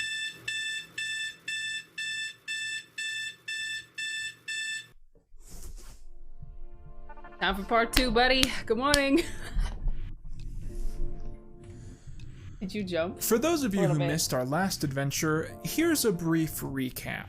Last time on this channel, I made a 5-hour deep dive into the origins of the iCarly sitcom and franchise, beginning with episode 1 of season 1 and ending with the finale of season 3. Putting the workload aside, I primarily stopped there because I truly believe that the first 3 seasons of iCarly and the last 3 seasons of iCarly feel like totally different eras, and thus it's fitting to analyze them separately. If you've recently binged iCarly on Netflix, season 4 is also the first batch of episodes that they don't have. And furthermore, I think season 4 is when a lot of people fell off the show as kids, partially because it wasn't being promoted as often. So if you remember the first 3 seasons or you've rewatched them recently and you just want a recap of the rest, then this is the video for you. But if you're looking for a full recap of the entire story, I recommend checking out the iCarly playlist located on my channel, which will show you the entire saga I watched Victoria's from one. start to finish. I'm watching and you should be able to click on that here or here right about now. Unless you're watching this on a TV, in which case, what, are you showing this to your mom? One last thing before we really start here, and this should be obvious, but I just want to get it out there. I will not be covering the iCarly revival in this video. And that's partially because I've not really been paying attention to it. I mean, I didn't even watch the trailer when it came out. I've logged off of all social media to avoid it, and I'm basically trying to become a hermit just to get away from spoilers relating to it. But more importantly, as I've said many times, and I will continue to say, I started working on this project before they announced the revival. And in my eyes, the revival doesn't exist until we get to it. For me, the year is 2010 and a brand new season of iCarly is about to start airing. There's just an order to these things, and I kind of have a vision as per what I'm doing. Oh, you know what? here. I forgot to do a math. Trust me when I say, when we get to the end, I think it's all going to be really, really I need the satisfying. layer, man. I need it. So if you don't want to miss the inevitable video where I do a review of the entirety of that thing that we're now going to Oh my gosh, it pretend does look isn't like a real, Mori art I style. suggest going down, hitting subscribe, and setting the bell to all notifications. I know it's probably depressing that I keep saying this, but I really am generating a lot of motivation by the fact that we keep gaining subscribers, and I want to keep that momentum going. So you guys going down, hitting subscribe, it takes 2 seconds, and it really, really makes my day. However, I also want to quickly mention that if you really like these videos, like you really like these videos, and you want to guarantee that I'm able to make more, I suggest going down and subscribing to my Patreon. I've been hiring a lot of editors to do these so I can just keep writing and recording without having to stop to like edit a week's worth of footage, and I'm only able to afford that because of the little support that you guys give me over on that site. Furthermore, you know what? I'm gonna go support, because not only is he providing entertainment for me, it's also for my own chat. And is there like a name in the credits?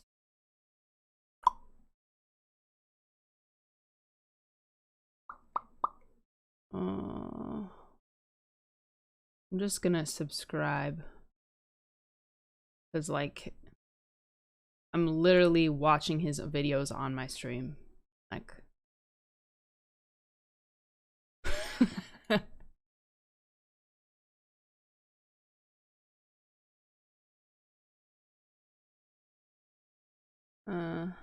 how do I find it again? Just as a thank you, you know?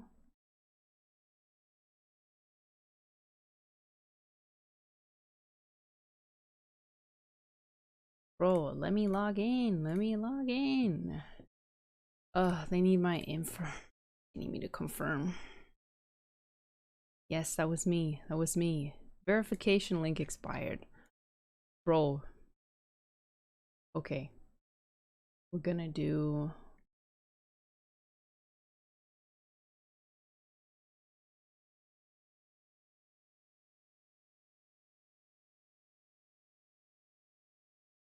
I'm subscribing. Hold on.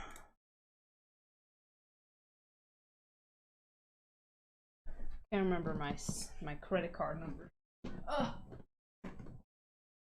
I could have definitely done this off stream and like not wasted your time, but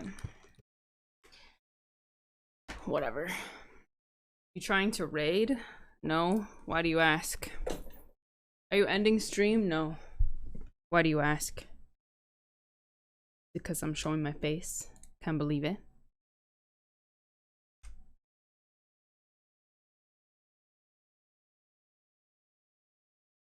Dish whales on Patreon. It's just a thank you for the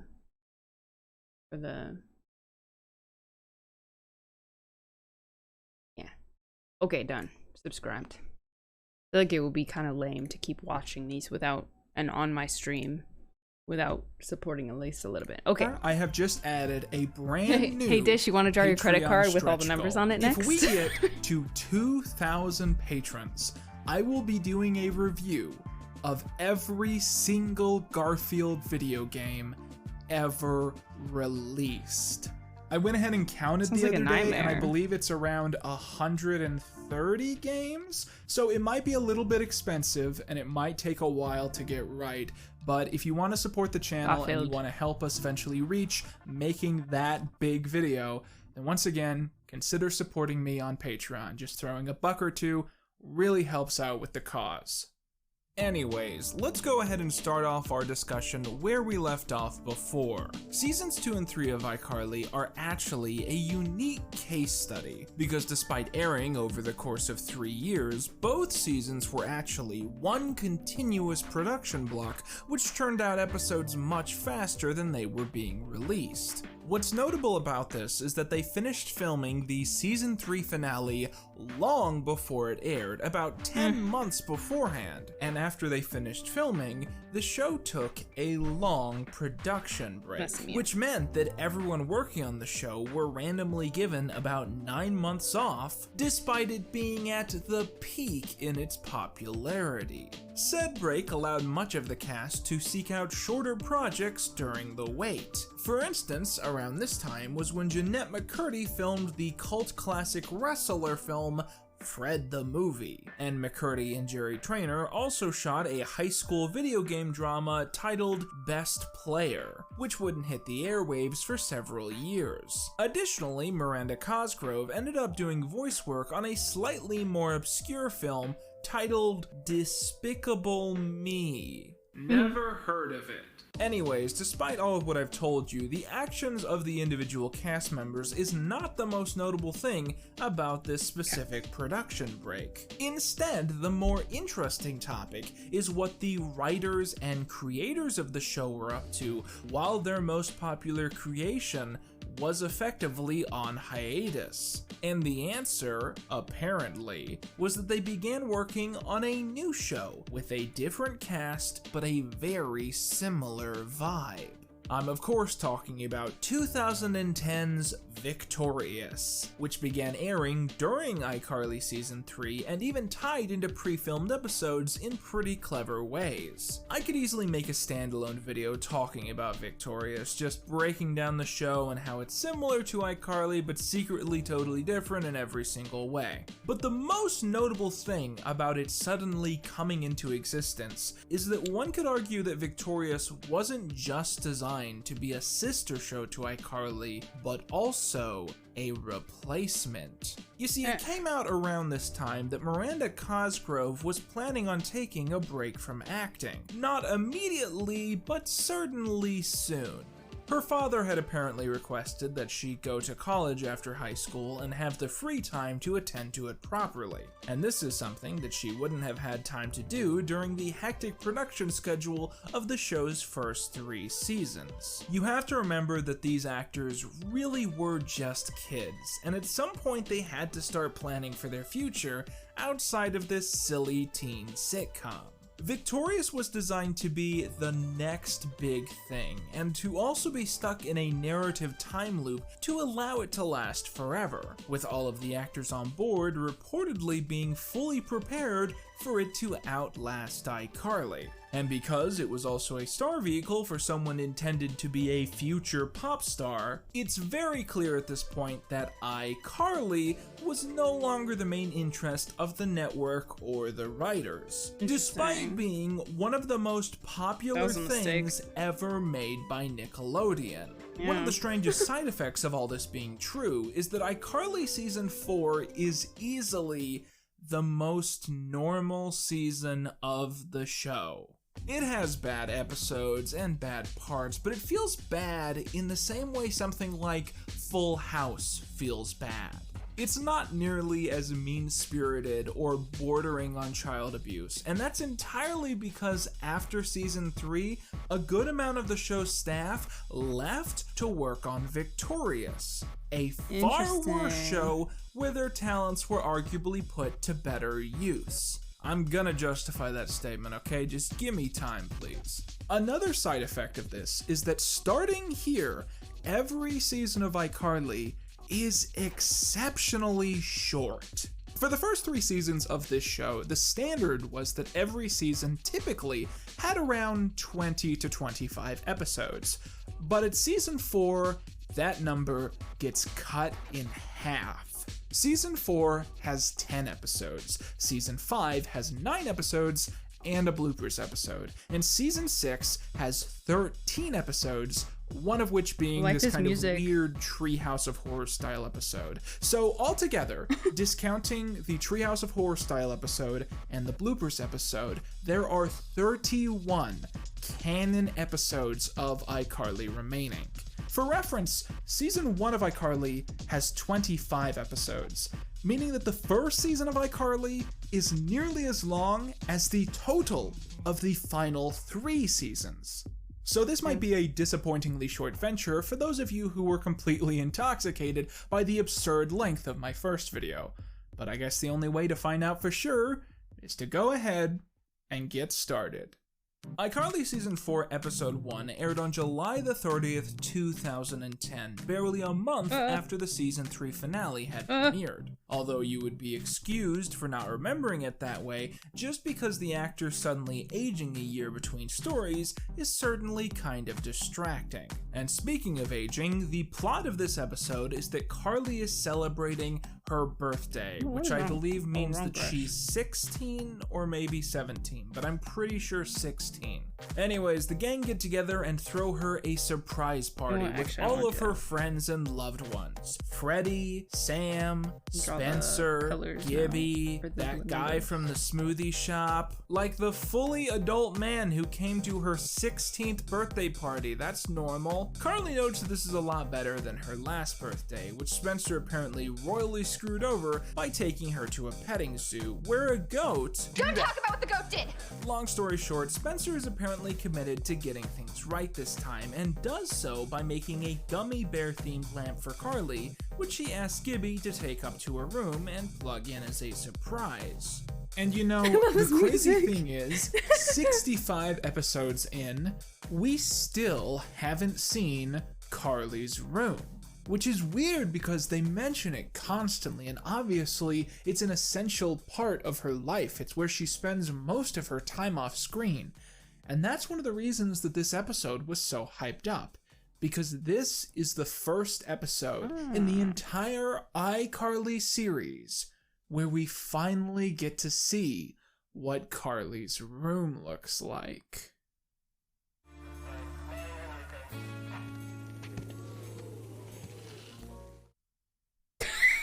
I thought I lived in a squalor. Yes, Spencer's well-intentioned birthday present has caught fire to Carly's room, destroying everything she holds dear. I bet what that goat did to you last year doesn't seem so bad anymore.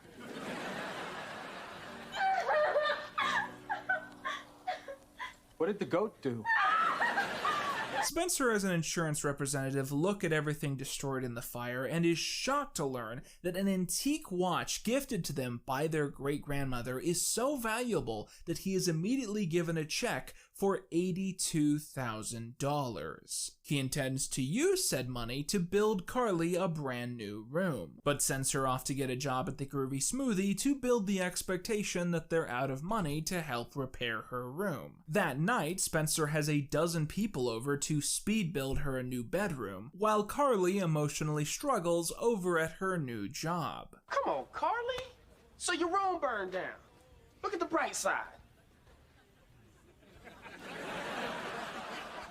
What's the bright side? Anyway, Carly comes home defeated, underpaid, and depressed, but is reluctantly dragged upstairs by Spencer as he shows her the new room which they have built for her. Truly, one of the coolest living spaces you could ask for as a teenager, all funded by the $82,000 that they were given by insurance. Spencer spent it all on your room. The whole wad, baby. Which is so stupid because we rent this place, but who cares? So yeah, they all celebrate the coolness of this new room, Gibby says some funny stuff, and the episode concludes to a credit scene of the cast singing the Victorious song to try and get you to watch that show instead. This episode sets into play some core new elements of the show from here on out. First of all, Carly's room is quickly going to become a core centerpiece to the show's storytelling. While previously the gang would basically only be portrayed hanging out on the iCarly set like that is Carly's bedroom, from here on out this room becomes a lounge of sorts where the characters spend a good amount of time together. However, a lot more notable is the episode's treatment of Gibby and Tebow. While previously both had been well-loved supporting characters, from here on out they both get promotions of sort. Gibby, from here on, is billed consistently as one of the show's main characters, and episodes without him are going to become increasingly rare, and Tebow follows up right behind him, despite how rarely it makes sense that this weird older adult is so emphatic about hanging out with a 16-year-old. The point is that from this point forward, you could argue that the show has gone from struggling to juggle 4 leads to a new total of 6. And with the remaining episodes being so few and far between, I do remember being annoyed as a teenager that the show was continuously losing focus, and I wonder if I'll agree with my former opinion as I keep going further. I do know one thing for sure. It'll be a cold day in hell before I get tired of seeing Tebow. Hey, what can I get you little ladies today? Do you sell smoothies? Do I? What? Season 4 Episode 2 is a special episode because it features a celebrity guest cameo and also a reveal of a lore character who we've never actually seen before. Jane Lynch, of Glee fame, appearing in the role of Sam's previously unseen mother. In the episode, Sam has yet another series of massive fights with her mother, eventually causing her to suddenly move out and begin living in the Shea household. However, Carly finds it impossible to put up with Sam, mostly because of her obsessive eating, which leaves their apartment rife with uneaten food. And in the heat of the moment, wanting to make things right, she invites Sam's mother over so the two can patch things up. Carly, you got my mother. You guys have to make up. I don't want any part of her. You don't deserve my parts.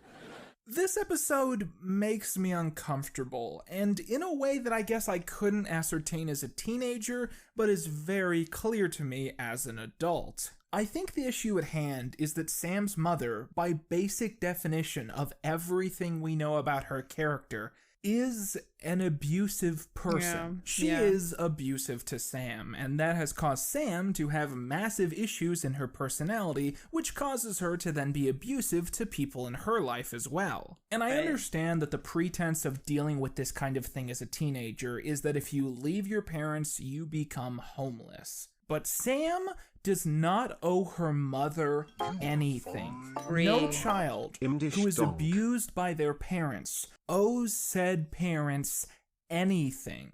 And I just find the overarching narrative of this one, that Sam and her mother must make up because they're mother and daughter, to be a particularly limited take that is extremely unsatisfying. And furthermore, the more that they try and play it for comedy, the more tone deaf it comes across. Like, haha, Sam grew up without a loving home. Haha, Sam's mother is physically abusive, causing her to act out in fits of violence. That's so fucking funny. Carly becomes so worried about the pair that she takes them them to family therapy, but the therapist has apparently never experienced dysfunction before and is at a complete and total loss. Brief pause here. I just want to mention something really quick, one really tiny thing about this episode.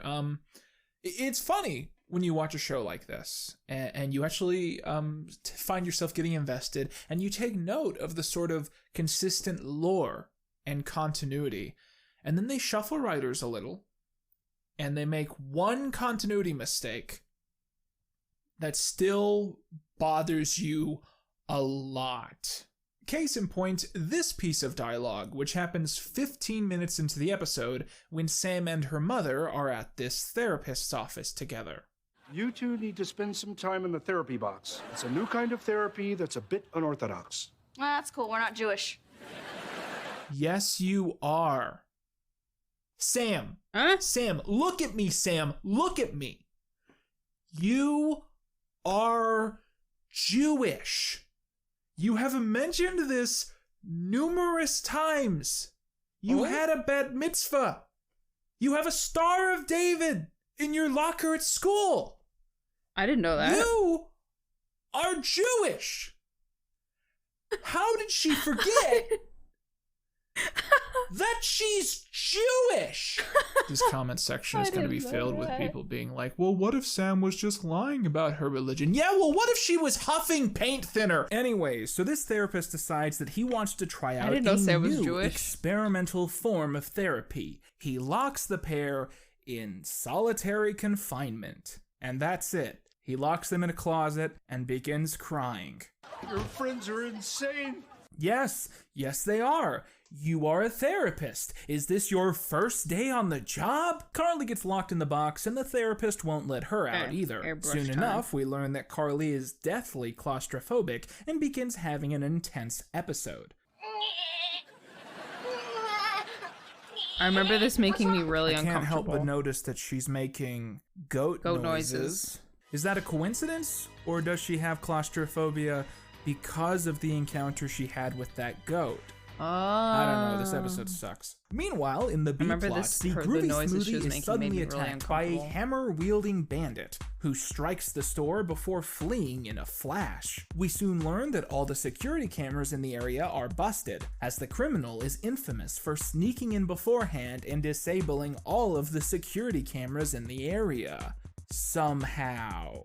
However, during the robbery, Freddy is seen testing out a pair of glasses with a hidden camera and manages to film the culprit in the act. In the resulting chaos of him being the first person to ever capture film of this violent hammer bandit, Freddy's full name and address are stated live over the air, leading him to become a paranoid mess as he frets that Maxwell might soon come after him for violent revenge. In the end, Spencer manages to trick the bandit by swapping Freddy's apartment number with another resident down the hall, which somehow works, as the criminal is fully fooled by the tactic. As a kid, I remember this part of the episode being really frustrating, because they present this dude as one of the most stealthy, intelligent criminals in the Seattle area, and also as someone who relies on hitting things with hammers for the second half of his plan. And also as someone who is incapable of noticing when a simple plate switcheroo has been orchestrated in front of him. And also that the police are still incapable of identifying him at this point when he's a pretty outlandish looking dude. Anyways, let's move on to Season 4, Episode 3,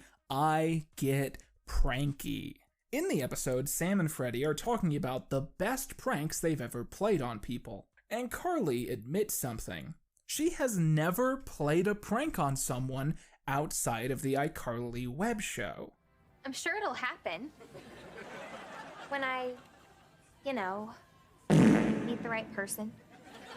The group decide that they have to get Carly to lose her prankginity, but her pranks are consistently terrible and fail to elicit any negative. Did you finish the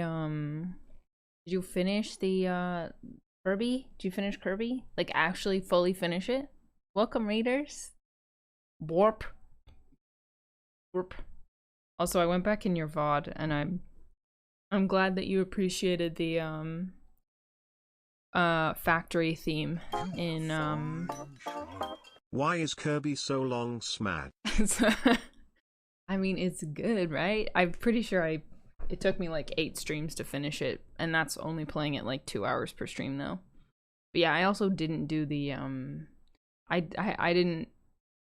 did a lot of the timed events off stream, just in my own time and fun, you know. Bwop, I hope you're doing well. Thank you for the 9 months. And thanks for the raid. I'm learning to draw. I'm teaching myself to draw. And right now I'm practicing shading. So I'm doing like pencil shadings of random objects in my house, and then I'm doing color shading. So yeah, I'm doing my bestest. And we're also binge watching a video called The End of iCarly, which is like an excessively long deep dive analysis of the iCarly show. Hit Nickelodeon, you know, sensation. Negative response from her victims. This is until Spencer tells her a story of how when he was in the 9th grade, he was once known as the Prank King, until things got too far and he accidentally injured several of his classmates by getting garlic powder in their eyes. It's supposed to be funny!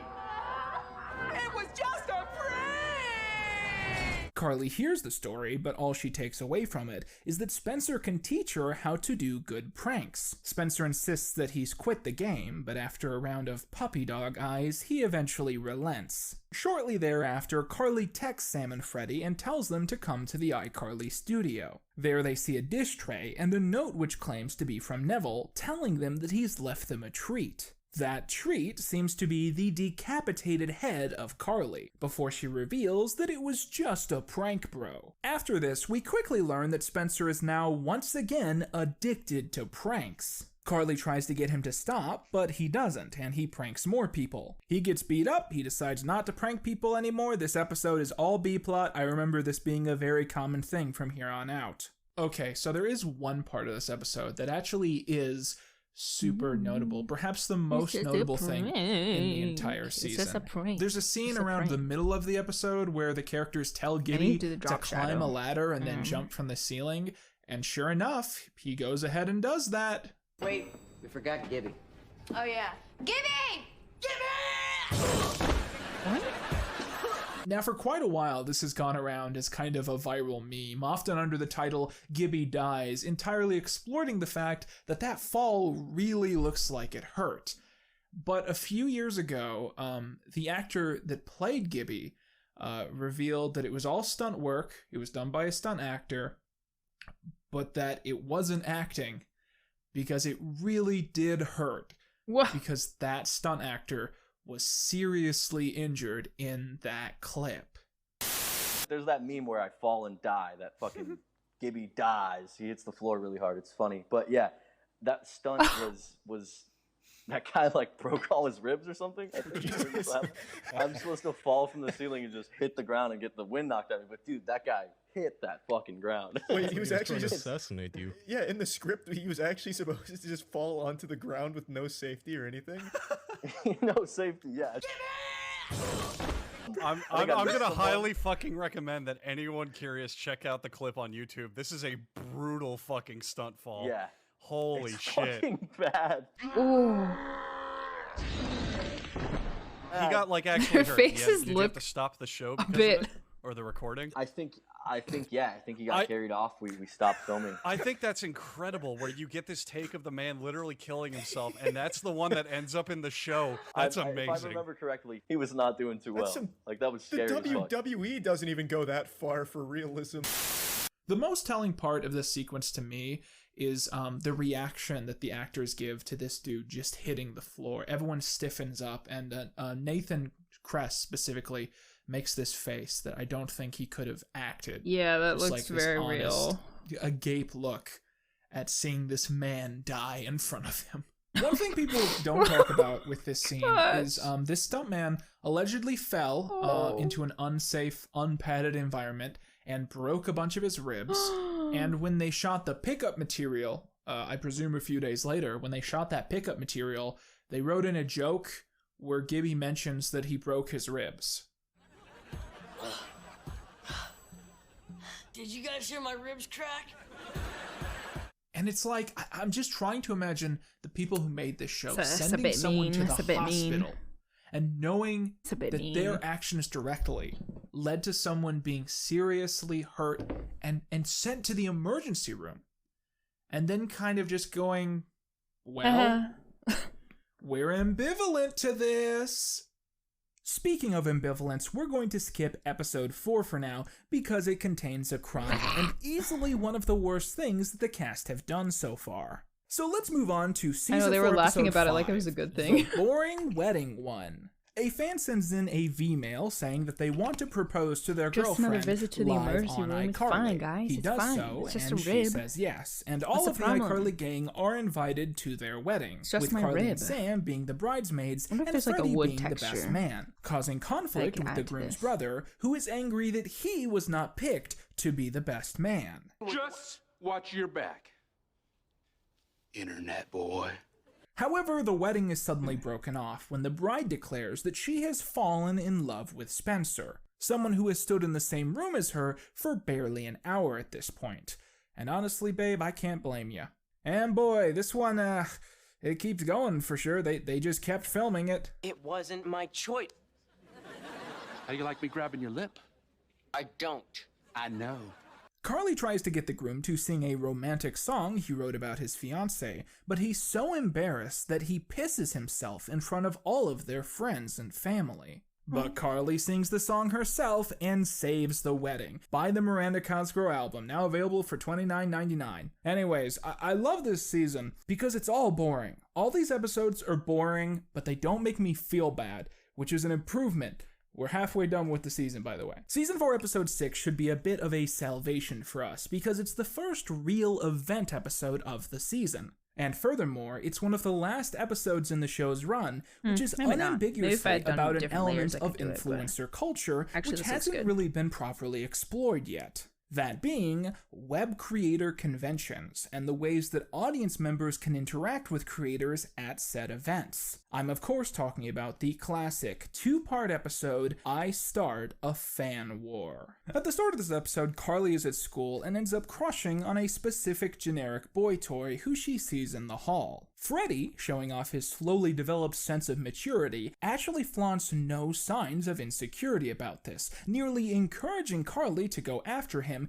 if she really likes him. Later that week, Carly is contacted by said boy, who kicks off the conversation by asking about the iCarly ships. As we discover in the episode, audiences watching the iCarly web show have developed a shipping culture identical to that of the real world, I like that. leaving Looks many good. fans speculating on Which who Freddie con? should end up with many people online presuming that Carly and Freddie have been boyfriend-girlfriend for several years. Carly dissuades this idea and responds emphatically when Adam asks her out on a date that Saturday. But in the end, she has to turn him down because that Saturday is the annual Webicon, a convention she was supposed to go to the year prior before she was kidnapped by an obsessive fan. The dialogue in this episode directly states that the end of season 3 was a year ago for the iCarly gang, matching the production schedule of the episodes, but not Actually, the I take it back, that broadcast looks order. good. As in the real world, iPsycho aired barely 5 months before the episode in question. And so, that Saturday, the gang all make it to the convention, but are overwhelmed at just how popular they are with the Webicon attendees, as Freddie is, at one point, grabbed by fangirls and nearly torn to shreds, before going back in Alright, for I'm seconds once he realizes how rarely my he square. feels the touch of a woman. I need Later my on cube. during the convention, the official iCarly panel is held, and the room is packed full of ecstatic fans of the web show from all corners of the globe. And as we learn, the entire believe room has been iCarly went split to into TwitchCon. 2 warring factions. Freddie and I aren't in a romantic relationship. Respectfully, I disagree. This is made worse by the fact that Adam, the boy that Carly likes from school, has Sounds also familiar. decided to attend the panel. I'm runs out married of the and I room still as get he's questions also about if convinced I'm by the dating, crowd that Carly and Freddie are secretly in love and redacted destined creators. to be together. Something that leave me they alone. both deny, Please do but research Sam before asking encourages a for the stupid hell of question. it. Meanwhile, in the B-plot, Spencer gets into a steam feud with special guest star Jack Black, which ends with the two having an epic battle of wits and then weapons. Are you in dating? Meanwhile, in the C Leave me alone. plot, Gibby tries to get to the convention, but his grandfather is blind, and they get stuck at Inside Out Burger. Back in the A plot, Sam brings Carly Swoon back in, tied up to keep him from leaving, and tells the audience that Carly and Freddie aren't actually dating, causing the crowd to presume that Sam and Freddie are dating instead, igniting a riot between the two factions, with things culminating when Carly is almost Geraldo Rivera-ed. However, Sam is eventually able to calm the crowd down, and Carly gives an ultimate speech about how iCarly was never about the shipping culture. iCarly is not really about our romantic relationships. iCarly's about comedy. Carly casually mentions that the boy in the front This totally row, does look tied like up, Omori. is the only person she wants to date, causing the crowd to Each does look physically juicy, I assault him agree. as a mob, causing Carly to roll her eyes, walk away, and presumably leave another ex-boyfriend to be sent to the ICU. Yeah, poor Adam. Well, let's go. You see, guys, this is what iCarly is about. Avoiding the repercussions of your actions. I Start a Fan War is one of the final episodes in the show's run dedicated to studying unique aspects of internet culture. In this case, the phenomenon of people shipping real-world people with each other as if they're cartoon characters and not real human beings. True. it could be However, in a happening. much larger way, we have to recognize that that's not what this episode is about at all. In reality, I Start a Fan War Okay, is an done. anti-subtle criticism of the iCarly fandom itself, essentially telling the viewers at No, I'm home actually done. that they enjoy iCarly for the wrong reasons. I've been told the creator of the show at the time would often use his internet blog to vent about shipping culture in his shows, and this episode was most likely a way for him to try and dissuade audiences away from topics like that. Which is kind of weird because most of season 3 was dedicated to fanning the flames of these shipping wars. True. Even this episode itself was promoted as if it was an episode which was explicitly romantic, which obviously wasn't the case. This is certainly an episode that I remember watching at the time, but I also think it was the first episode I ever saw that made me kind of realize that iCarly was going to take a bit of a dip in quality. I actually remember right after I finished this, I had this awful gut feeling that we were going to get to the finale and Freddie wasn't going to end up with anybody. You know what I mean? And today that sounds like a dumb thing to complain about, but I mean, this was 5 years. A 5-year story arc that Nickelodeon got an entire generation hooked on. Yeah. And the answer that they came up with was that you were a loser if you cared what was going to happen. But I think another oncoming fault line that this episode set up is that iCarly started out as a sitcom about a group of fictional teenagers who become internet famous within their universe and the repercussions of that happening to them. However, by this point in the series, iCarly had become such a big show that it pivoted to being a meta-contextual commentary on its own existence as a cultural phenomenon. So they're starting to kind of phase out the well-thought-out and intelligent storylines about internet culture, and they're replacing all of that with jokes where the characters know that they're in a sitcom. Happy birthday! What is that, your catchphrase? In other words, the show has bought into its own hype in a way that I find to be personally pretty annoying.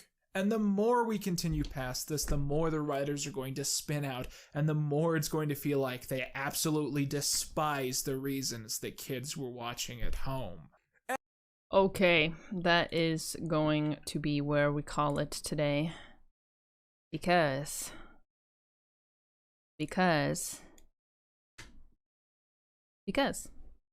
I need to edit. Sadly, I need to get the anatomy video out hopefully tonight, and then either tomorrow or tonight I'll post it, And then,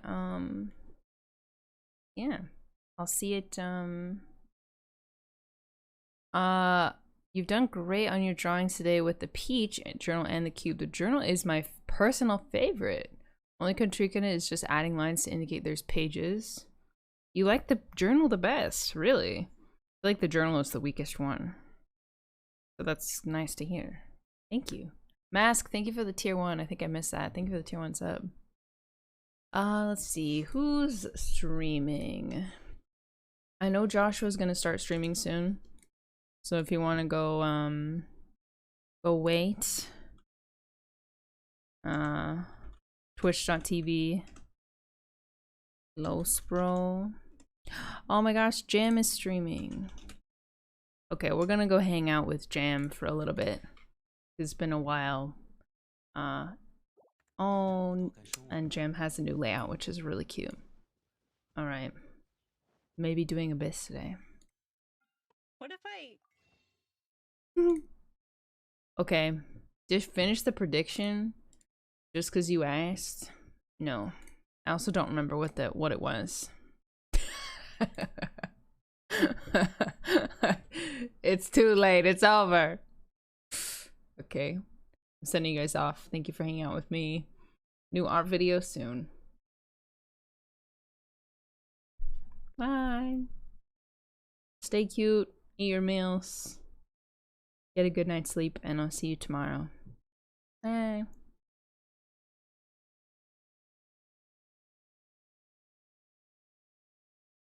So, maybe it's a good thing I'm not in stream. Maybe it's a good thing I'm streaming instead. Oh my god.